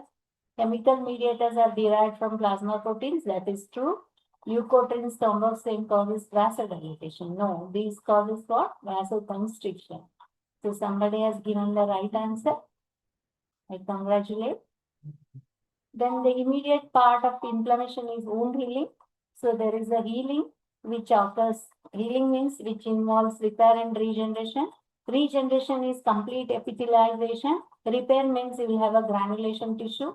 So in the repair you have two types, primary and secondary. Primary intention means with a small clean cut wound, in which there is no wound contraction, just a granulation tissue with a simple scar. In the secondary intention, you will have a bigger scar with wound contraction and angiogenesis and all. You can see that. Initially, you will have blood clot, then inflammation, then proliferation of these cells, then remodeling. Remodeling, here initially you will have collagen 3, that is thin, then that is replaced by collagen 1, that is thick, strong. So you have a question here, wound healing. In which stage of wound healing is type 3 collagen is replaced by type 1? Whether in a hemostasis or inflammatory stage or proliferation or remodeling. Which stage? Answer 4, that is right. Okay. So in the inflammation, there are another type that is chronic. In the chronic, there are 2 types. Non-specific inflammation means in any organ it may occur. Without this granulomatous inflammation, you have a specific cause like tuberculosis, sarcoidosis, Crohn's disease. You will have a granuloma, caseation necrosis that is seen in tuberculosis. And the next important chapter, that is immunology and immunopathology. So immunity, you have 2 types, innate and adaptive. Innate is non-specific. By birth, you'll have like cough, sneezing, HCl, urinary, whatever you have right from head to foot, whatever the protective mechanism you have, that is innate. Adaptive, 2 types, natural and artificial. Again, in that you have passive and active. Natural passive is cholesterol from mother to child. Naturally it passes, passively it passes. And natural active means it is due to some infection. When the infection enters, the immune system prepares antibodies actively. So it is natural active. Artificial active means it is by giving vaccination. When the vaccination is given, again immune system takes some time and it prepares the antigen. Artificial passive is like antibodies are directly given to the immune suppressive persons.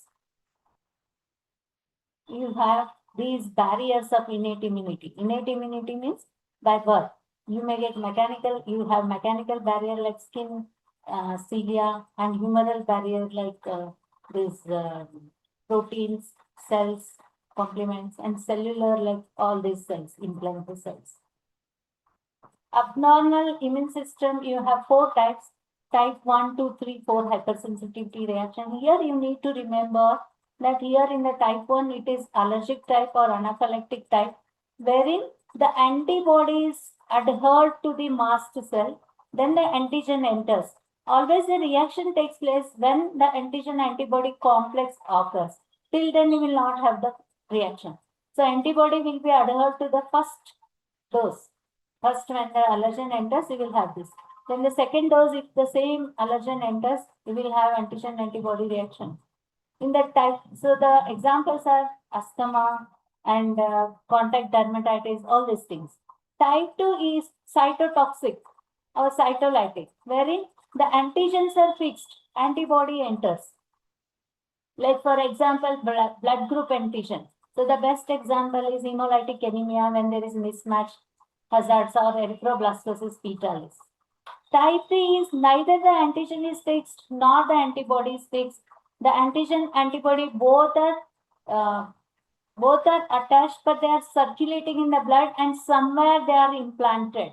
And wherever they are implanted, there you will get an inflammatory reaction. Like many are there, rheumatoid arthritis, all these have antigen antibody complexes. Serum sickness, SLE. Type 4 is all these 1, 2, 3 are humoral mediated immunity. Humoral means you will have antigen antibody. Means plasma cells are stimulated and immunoglobulins are produced. This they may ask you. And type 4 is cell mediated immunity, wherein only the T cells are involved. So tuberculosis, leprosy, syphilis, all of these are example of type 4 granuloma. Amyloidosis. I have seen many question papers wherein amyloidosis have been asked. It is nothing but wherein because of the repeated injury to the cells, the proteins which are present in the cells, they become misfolded and deposit in the interstitial space. over outside cell membrane. And these abnormal proteins are called as AL proteins and AA proteins. And this staining they have asked in one question paper. Congo red stain. It is stained by Congo red, and bifringence, green bifringence. It appears like this. So you can answer this question. Which type of hypersensitivity reaction is seen in incompatible blood transfusion? Can anybody? Type 2 hypersensitivity reaction. Okay, the next topic is edema. So edema is nothing but abnormal excessive fluid collection in the interstitial space. You know that interstitial space in between the cells. Even this peritoneum, pericardium and pleura is also considered as interstitial space. So pleural effusion, pericardial effusion, ascites, all these are like edema. Means the same process occurs in this. So you have two types, pitting and non-pitting. Pitting means you will have a depression on pressing, nothing much difficult in this. And it is seen in almost all the causes of edema, like cardiac causes, renal causes, nutritional causes. In all these causes, you will have pitting edema. Non-pitting edema is seen in only two conditions. So this is important to remember, like elephantiasis, Wuchereria brachyphylla, infection with Wuchereria brachyphylla, or lymphedema. Any causes of lymphedema, because that lymph fluid is rich in protein. So you will have non-pitting edema. Mixed edema. Mixed edema is in which myxomatous tissue is deposited. In Wuchereria, lymph fluid is deposited. So they may ask you pitting and non-pitting questions, like two statements they may give you. Cardiovascular, right heart failure causes this pitting type of edema. Wuchereria brachyphylla causes non-pitting edema. Statement 1 and 2 are correct. Like that, they may ask you anything. And there are these causes of edema: increased capillary hydrostatic pressure, interstitial, decreased oncotic pressure, increased permeability, and sodium and water retention, and lymphatic obstruction. These are the causes of edema: increased hydrostatic pressure, decreased oncotic pressure, increased permeability of the vessels, lymphatic obstruction, and sodium and water retention. The other condition, that is chronic venous congestion. In short, it is called as CVC. Increased blood circulation in the capillary, in the arterioles, is called as hyperemia, and the same increased blood circulation occurs in the venules. It is called as, that is also called as hyperemia, but passive hyperemia. But the better word is congestion. In the congestion, you have two types, chronic and acute. So chronic venous congestion is commonest. Due to right heart failure, you will get this CVC condition. When there is a right heart failure, you will have a back pressure over the inferior vena cava, and immediate organ which is going to affect is liver. So in the liver, because of the pooling of the blood, you will get this dark color type of necrosis, and because of the decreased blood supply, we will get fatty accumulation. So there will be a combination of dark and yellow, dark and yellow. This is called as nutmeg liver. Means when you take a nutmeg, that is a spice, Indian food. It is mainly used in Indian food. When you take a half part of nutmeg, you can see this kind of structure. This is frequently asked question. This point you should remember. And in the spleen, in the white pulp, because of the destruction of the capillaries due to congestion that is surrounded by WBCs, it creates a mass-like structure that is called as gamma-Gandhi bodies. So these two, you may expect in this general pathology.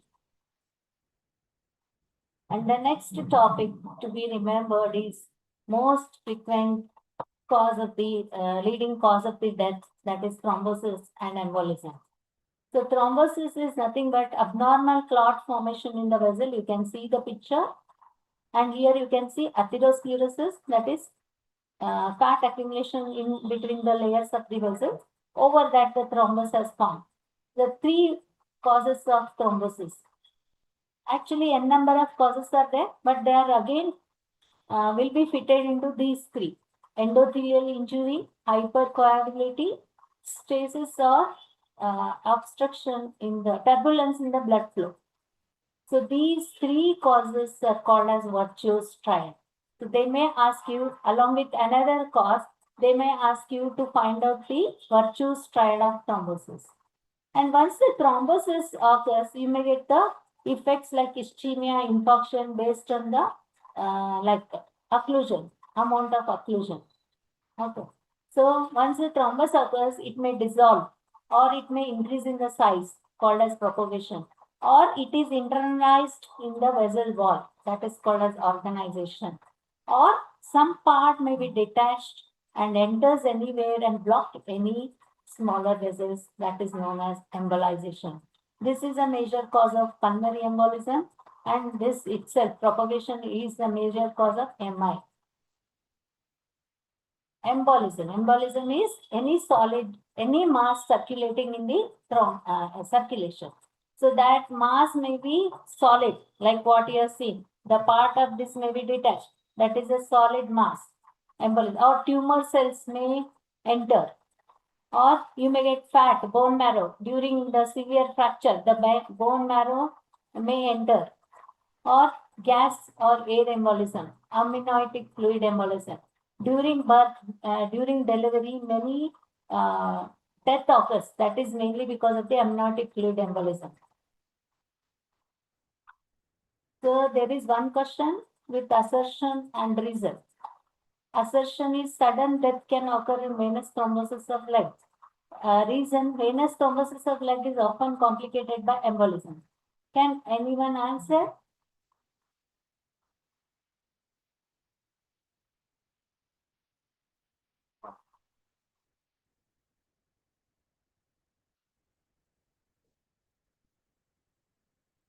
Both A and R are correct. R is a correct explanation of A.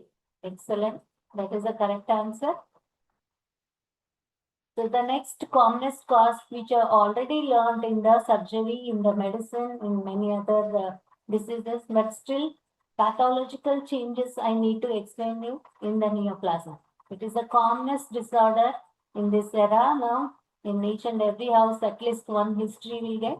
So here the anaplasia disordered cell. So anaplasia means you can see the comparison with a normal cell.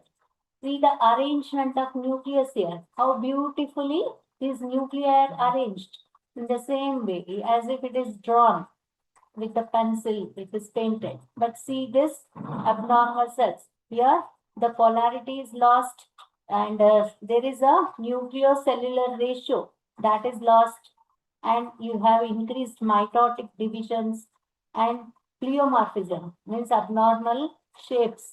All these changes you will get. These, once this change occurs in one cell, enough, that undergoes multiplication and rapid multiplication. That is what the cause for growth in the tumor. So the cause of this neoplasm, in the neoplasm, you have two types, benign and malignant. You all know that benign is circumscribed and it is restricted. There is no metastasis in that. But malignant will have metastasis, it spread to other parts. So the cause of this tumor is mainly divided into these chemical carcinogens, physical carcinogens, and viral carcinogens. These tumors may spread by metastasis, either by blood vessel or by lymphatics or by cell to cell or by mother to fetus. And this tumor is graded with staging and grading, and that is called as TNM grading. You have one question here, and they see if the tumor is underlying on one organ, the cells of that tumor resembles the underlying organ, that is known as differentiated. If they are different from that, then moderate differentiated. Then least from that, I have answered here instead of this one. So here, can you tell me the answer? Morphological and functional resemblance of parenchymal cells is known as It is well differentiated.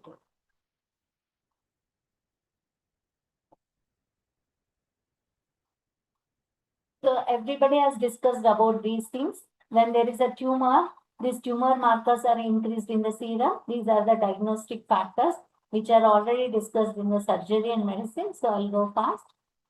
So now, systemic pathology. Till now, what I have told is this general pathology. Now I'll give you some hints about systemic pathology. Most frequently asked question in this is anemias and leukemias. Anemia, there are two types of classification: morphological and etiological. Morphological based on the size and structure of the cell. Microcytic hypochromic anemia, normocytic normochromic anemia, macrocytic hypochromic or macrocytic normochromic anemia. So etiological means these. Etiological is actually divided into these three. One, cell membrane defect or blood loss or hemolysis. So all these are divided into these three. Leukemia is excessive abnormal production of WBCs.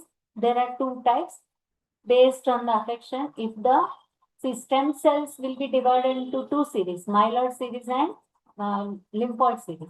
Lymphoid series means it affects it produces T lymphocytes. If there is a malignancy here, it will have this white cell, T cell leukemia. In that two types, acute lymphocytic leukemia, chronic lymphocytic ALL, CLL, and myeloid leukemia. It may affect any this either neutrophil, basophil, or eosinophil. So again, there are two types: acute and chronic. CML, AML. Which of the following is most common cause of pancytopenia in adults? Pancytopenia means all the cells are reduced. What is the cause?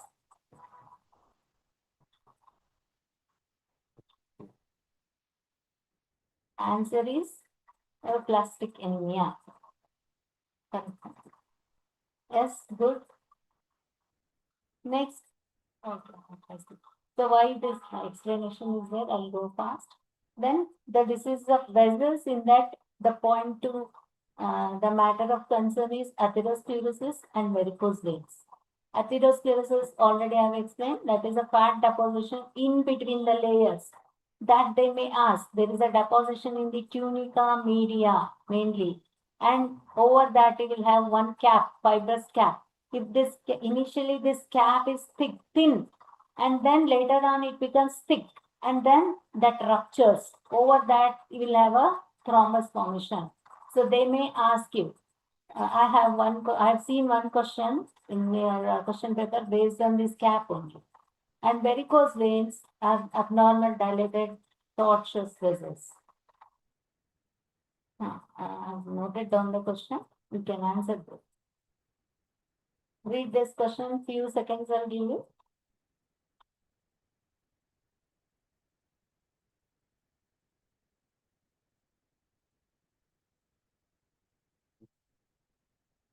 It is unstable plates have large lipid coats.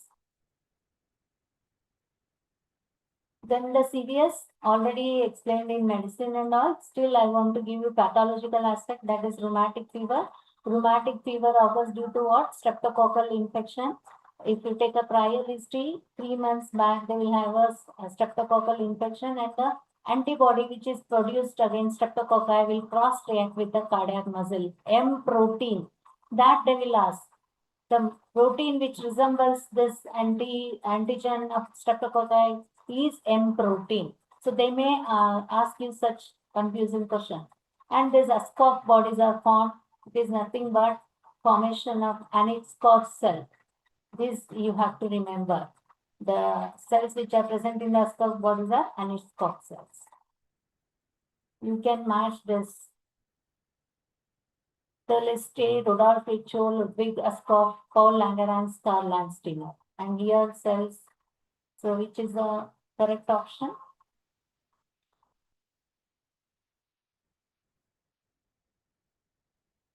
So good.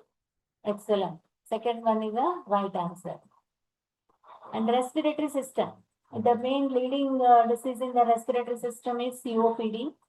So in that, COPD means bronchial asthma, chronic bronchitis, bronchiectasis, and emphysema. So in the chronic bronchitis, you all know the cause, pathology and all. Here, but the point to remember here is read index. In the pathology aspect, you need to understand this. You see the picture, you see the lumen of this, and see the wall of this normal bronchi. Here, the submucosa is increased because of the hyperplasia and hypertrophy of mucus secreting glands. So this ratio will change. The ratio means thickness of total wall to the thickness of the submucosa. So the submucosa is increased here. That is why that is called as read index is increased. So they will ask you the read index. This is emphysema. So emphysema and bronchiectasis, both are destruction of the elastic tissue, but emphysema is destruction of elastic tissue in the smaller airways in alveoli. Bronchiectasis little larger, terminal bronchiole. The chronic bronchitis is known as blue bloaters, and pink emphysema patients are known as pink puffers, because see the amount of air here, but still area perfusion is not proper. So they are pink puffers. Which statement is true? Few seconds. Read this.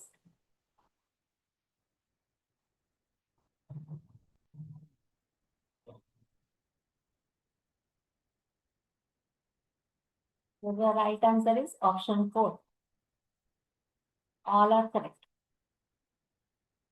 Krishnan spiral are seen in sputum of which patient? Krishnan spiral is nothing but aggregation of eosinophils. Yes, bronchial asthma is the right answer. So they have asked some question regarding this renal pathology. When there is glomerulonephritis, the most common pathology and commonest syndrome what we get is nephritic syndrome and nephrotic syndrome.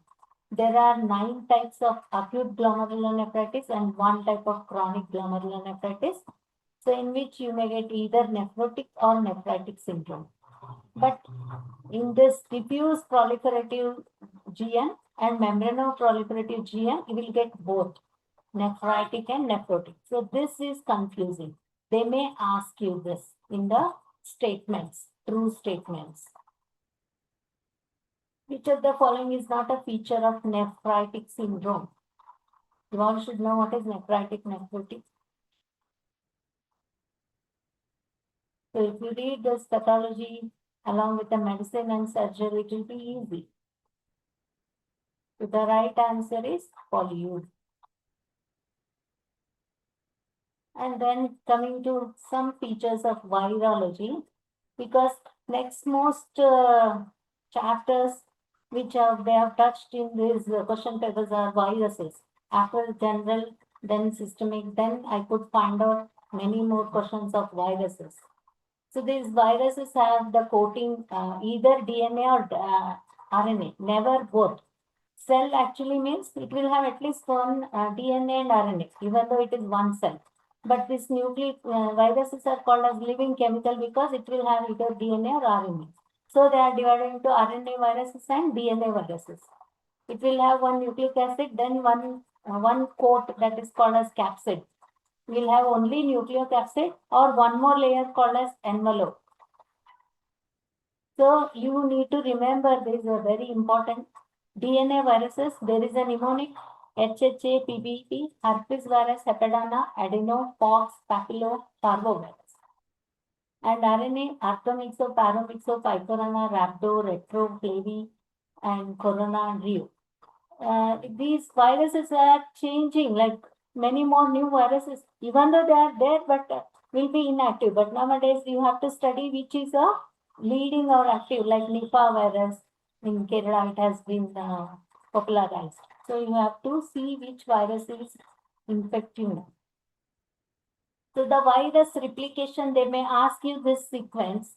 Once the virus enters into the cell, it gets attached to the cell, then it is absorbed. It is not absorption, it is absorption. Then uncoating. If the envelope is there, there is an uncoating like this. Then the biosynthesis, then maturation, budding, release. And the important point to be remembered here is DNA replication occurs in all the DNA viruses. Replication occurs in the nucleus except the pox virus. Pox virus, even though it is DNA, the replication occurs in the cytoplasm. And the RNA replication, all the RNA replication occurs in the cytoplasm except the HIV virus. HIV virus occurs in the nucleus.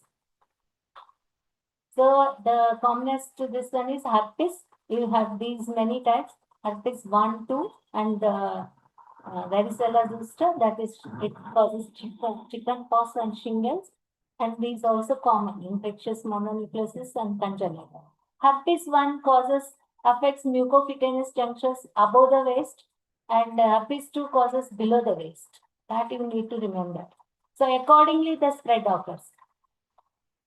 And arthomyxovirus, in that it is influenza. You all know that is antigenic drift and shift occurs, which is a cause of epidemic and which is a cause of pandemic. And again, paramyxovirus is also commonest. Parainfluenza virus, mumps, that causes inflammation of the parotid glands, and measles virus. In the measles virus, initially we'll get cochlear spots, that is rashes in the mouth. This is the identification factor. Then you will get a rashes like this. And other paramyxoviruses, it causes mumps, rubella, and measles. Flavivirus is a cause of dengue. You have initially that respiratory, then fever, chills, and all, then hemorrhagic type when the vessels are affected. Then dengue shock syndrome. You can see it spreads by, they may ask you, it spreads by Aedes mosquito. And most common virus is HIV. So here the speciality of this virus is in every living being on the earth, the genetic transformation transfer from DNA to RNA, but here it is reverse. The genetic transformation always transfers from RNA to DNA. That is the specialty of this virus. You can see this. That's why it is called as reverse transcriptase virus. So they may ask you, instead of HIV virus, they may ask you reverse transcriptase virus. So AIDS have several stages. And the point to remember in virology are these. Smallest virus is parvovirus, largest virus is pox virus, bullet-shaped virus is rabies, wheel-shaped virus is rotavirus, crown-shaped virus is corona, cervical cancer causing virus is human papillomavirus, infectious mononucleosis, Epstein-Barr virus, chickenpox, varicella, DNA hepatitis. Hepatitis virus is HBV. Hepatitis, there are many, A, B, C, D, E, F. All these are RNA, but only B is DNA. Reverse transcriptase HIV, segmented is influenza. So there is a question here, you can answer. In chronic hepatitis B, which serological marker correlate with the severity of injury?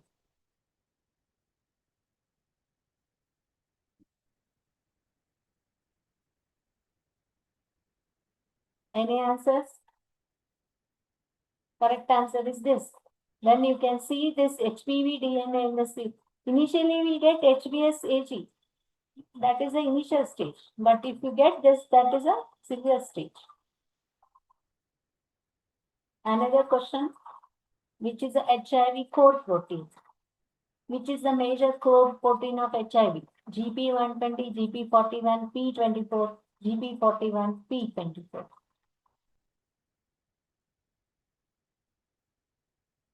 The answer is P24. Anybody has answered? Genetic information is passed from RNA to DNA in which virus? So I have already explained. Which of the following are correct answers? Most common route of HIV transmission is sexual. HIV was earlier known as lymphadenopathy virus. AIDS-related complex is the last stage. Primary immune HIV affects CD8 T lymphocytes.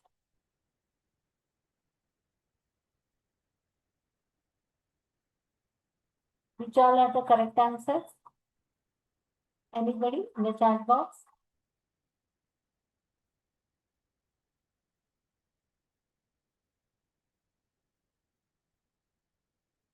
Answer A and B. That is adenopathy virus and it transcribes. Hepatitis B virus is DNA virus again. Envelope the virus. You can see the picture.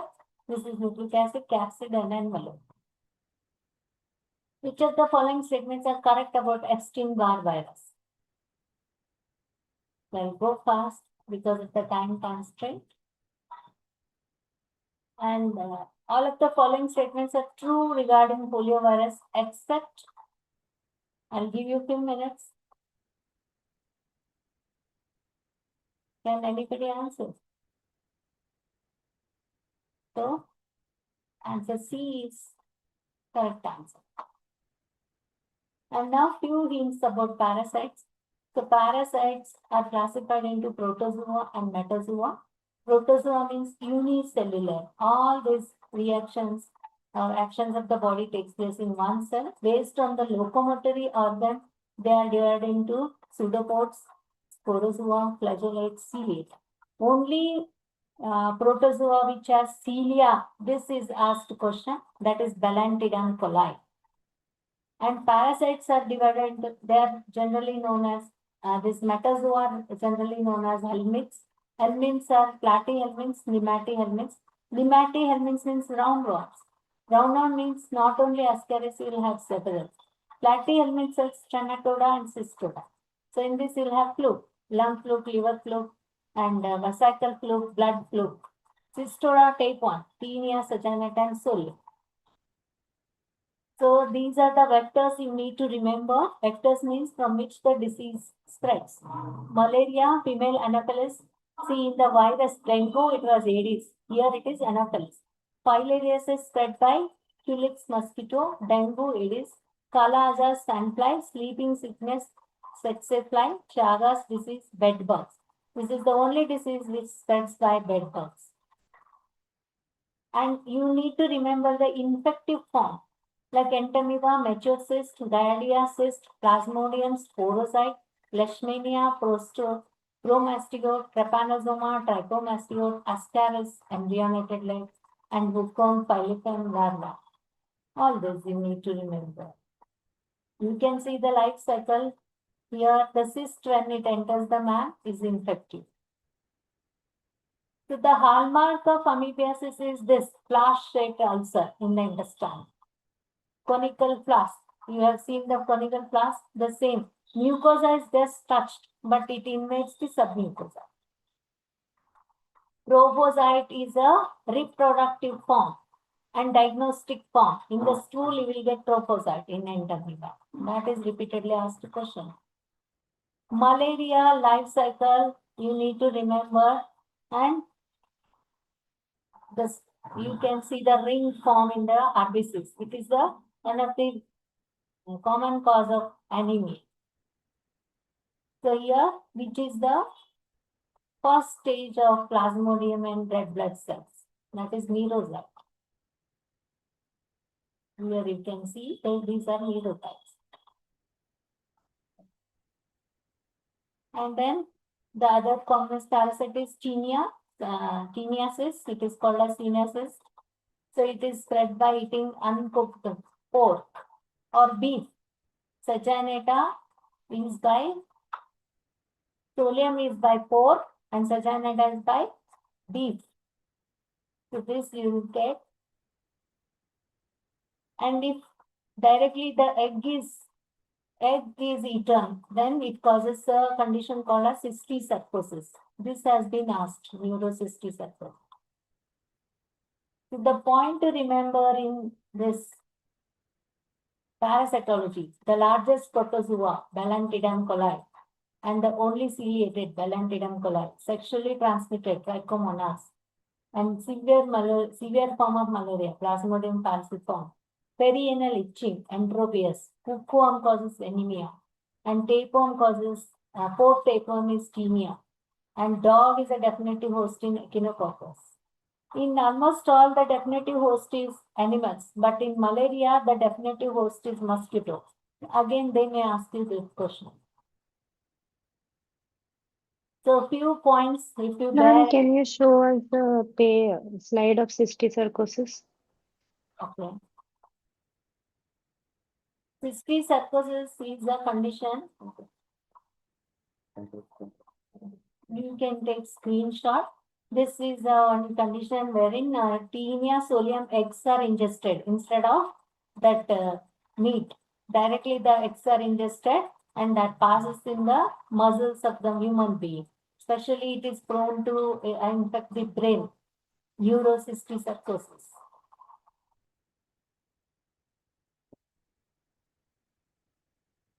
So a few points I can tell you if you can bear with me. So the bacteriology is mainly the bacteria. Because of the n number of bacteria, you have one staining called as gram staining, which segregate this bacteria into gram positive and negative based on this cell wall. That is peptidoglycan wall. In gram positive, the cell wall is thick, and gram negative, the cell wall is thin. So gram positive organisms are these: Staphylo, Strepto, and Nemo, and many Clostridium group.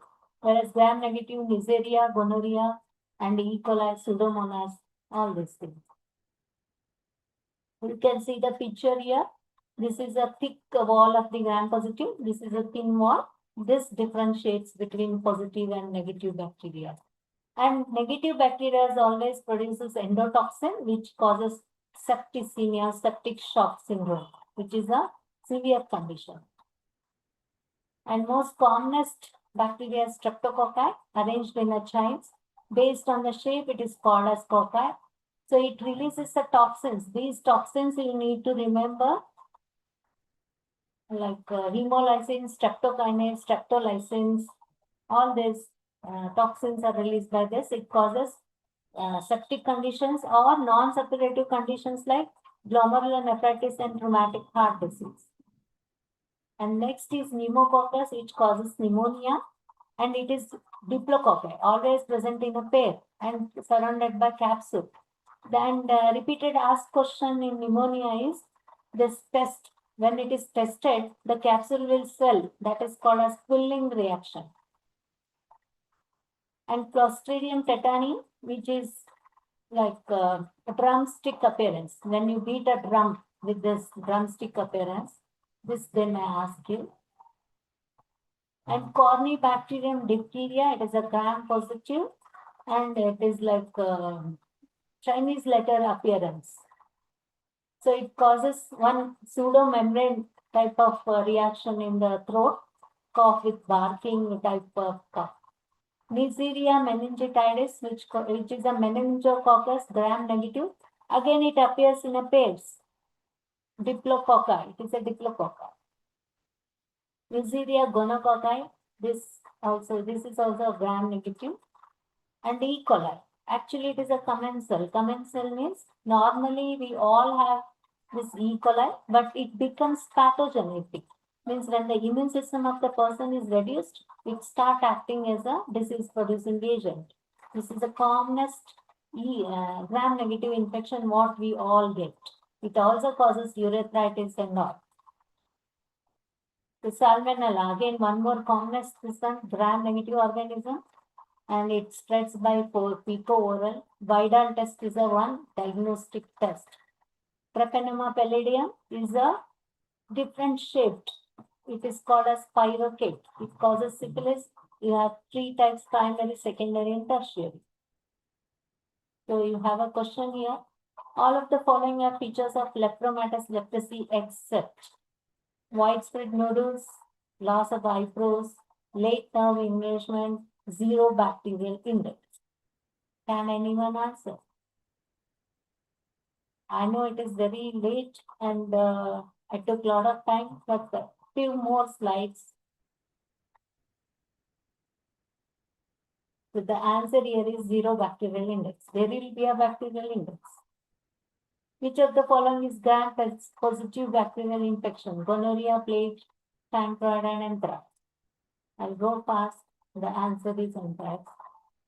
Among the following, which organism invades intact coronal epithelium? It is corynebacteria. The mode of transmission in typhoid is fecal-oral.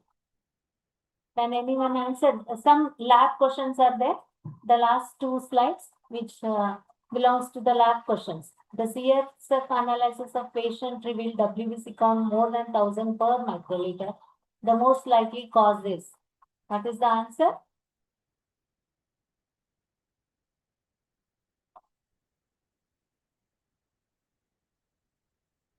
It is bacterial meningitis. In bacteria, the WBCs will increase. In virus, the most immune cells are interferons rather than WBCs. These are the reference books what I have used. I hope you all got my points and useful to you. And lastly, wish you all the best. Thank you one and all for patient listening. I thank Jignasa and thank Principal Dr. Anand Hasur and our PG coordinator for giving me this opportunity. I thank you one and all.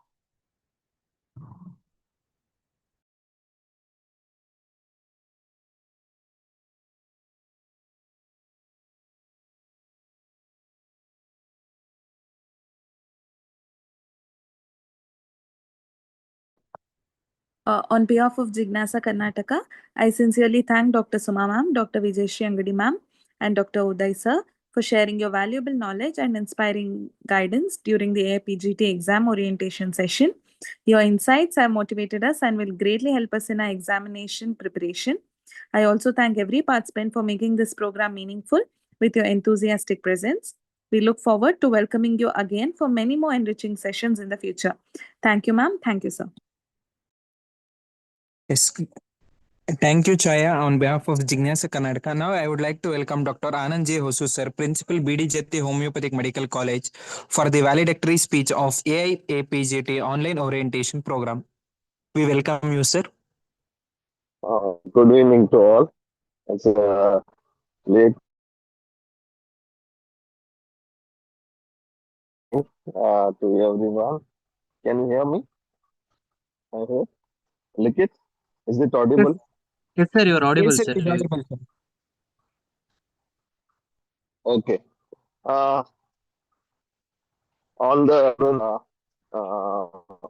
for this whole national level AIPGT orientation program. So Jignasa is working towards a benefit for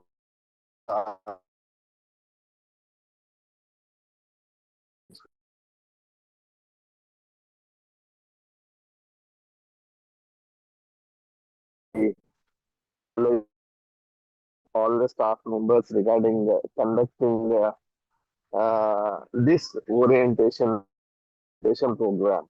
So last year also we conducted, but at that time we conducted only with a mock. It was an extensive subject-wise orientation program, which was very much needed for all the students, especially to quick revise all the topics regarding especially those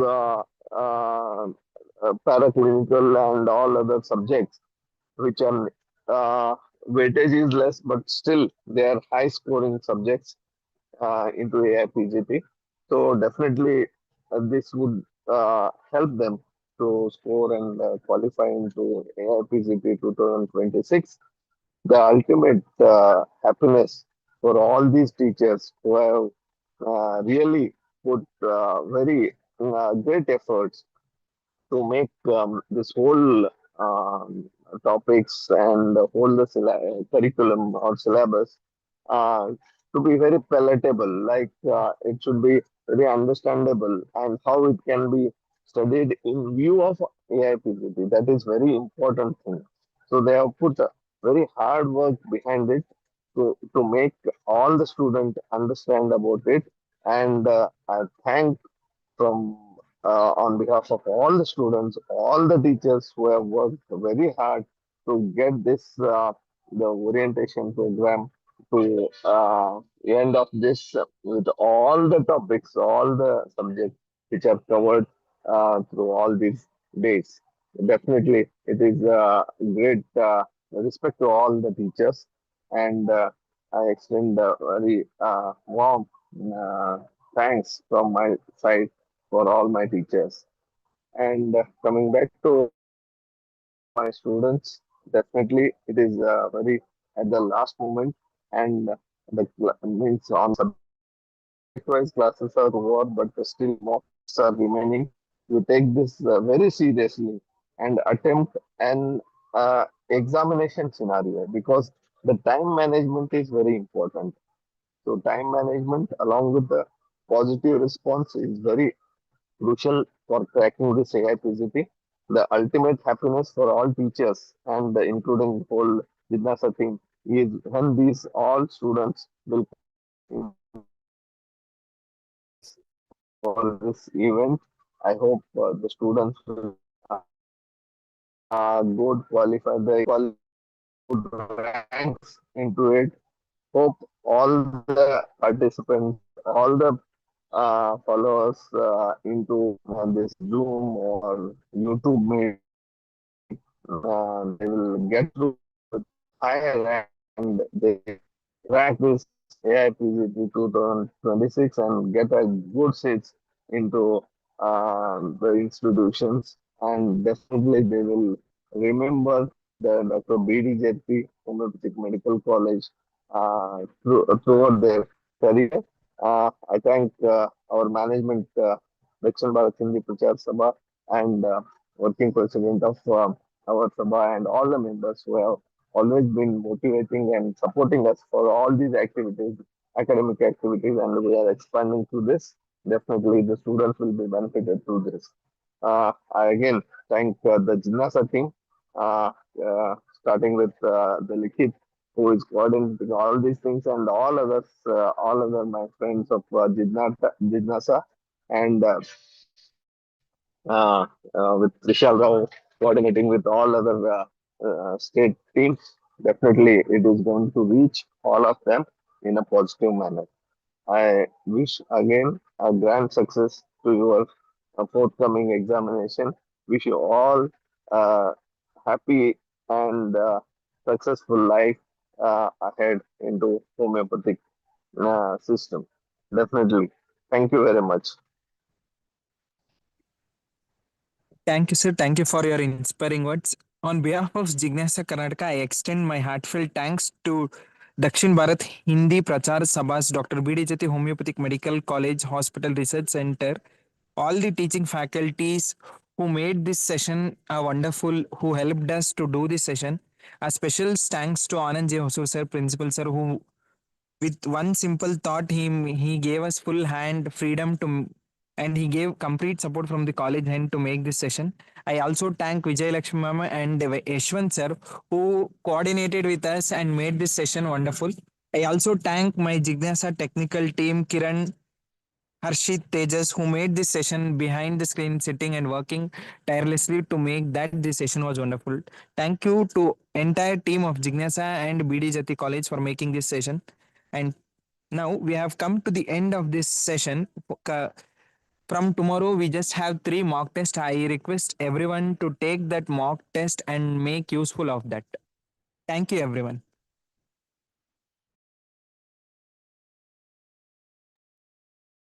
Thank you, Dr. Likhit.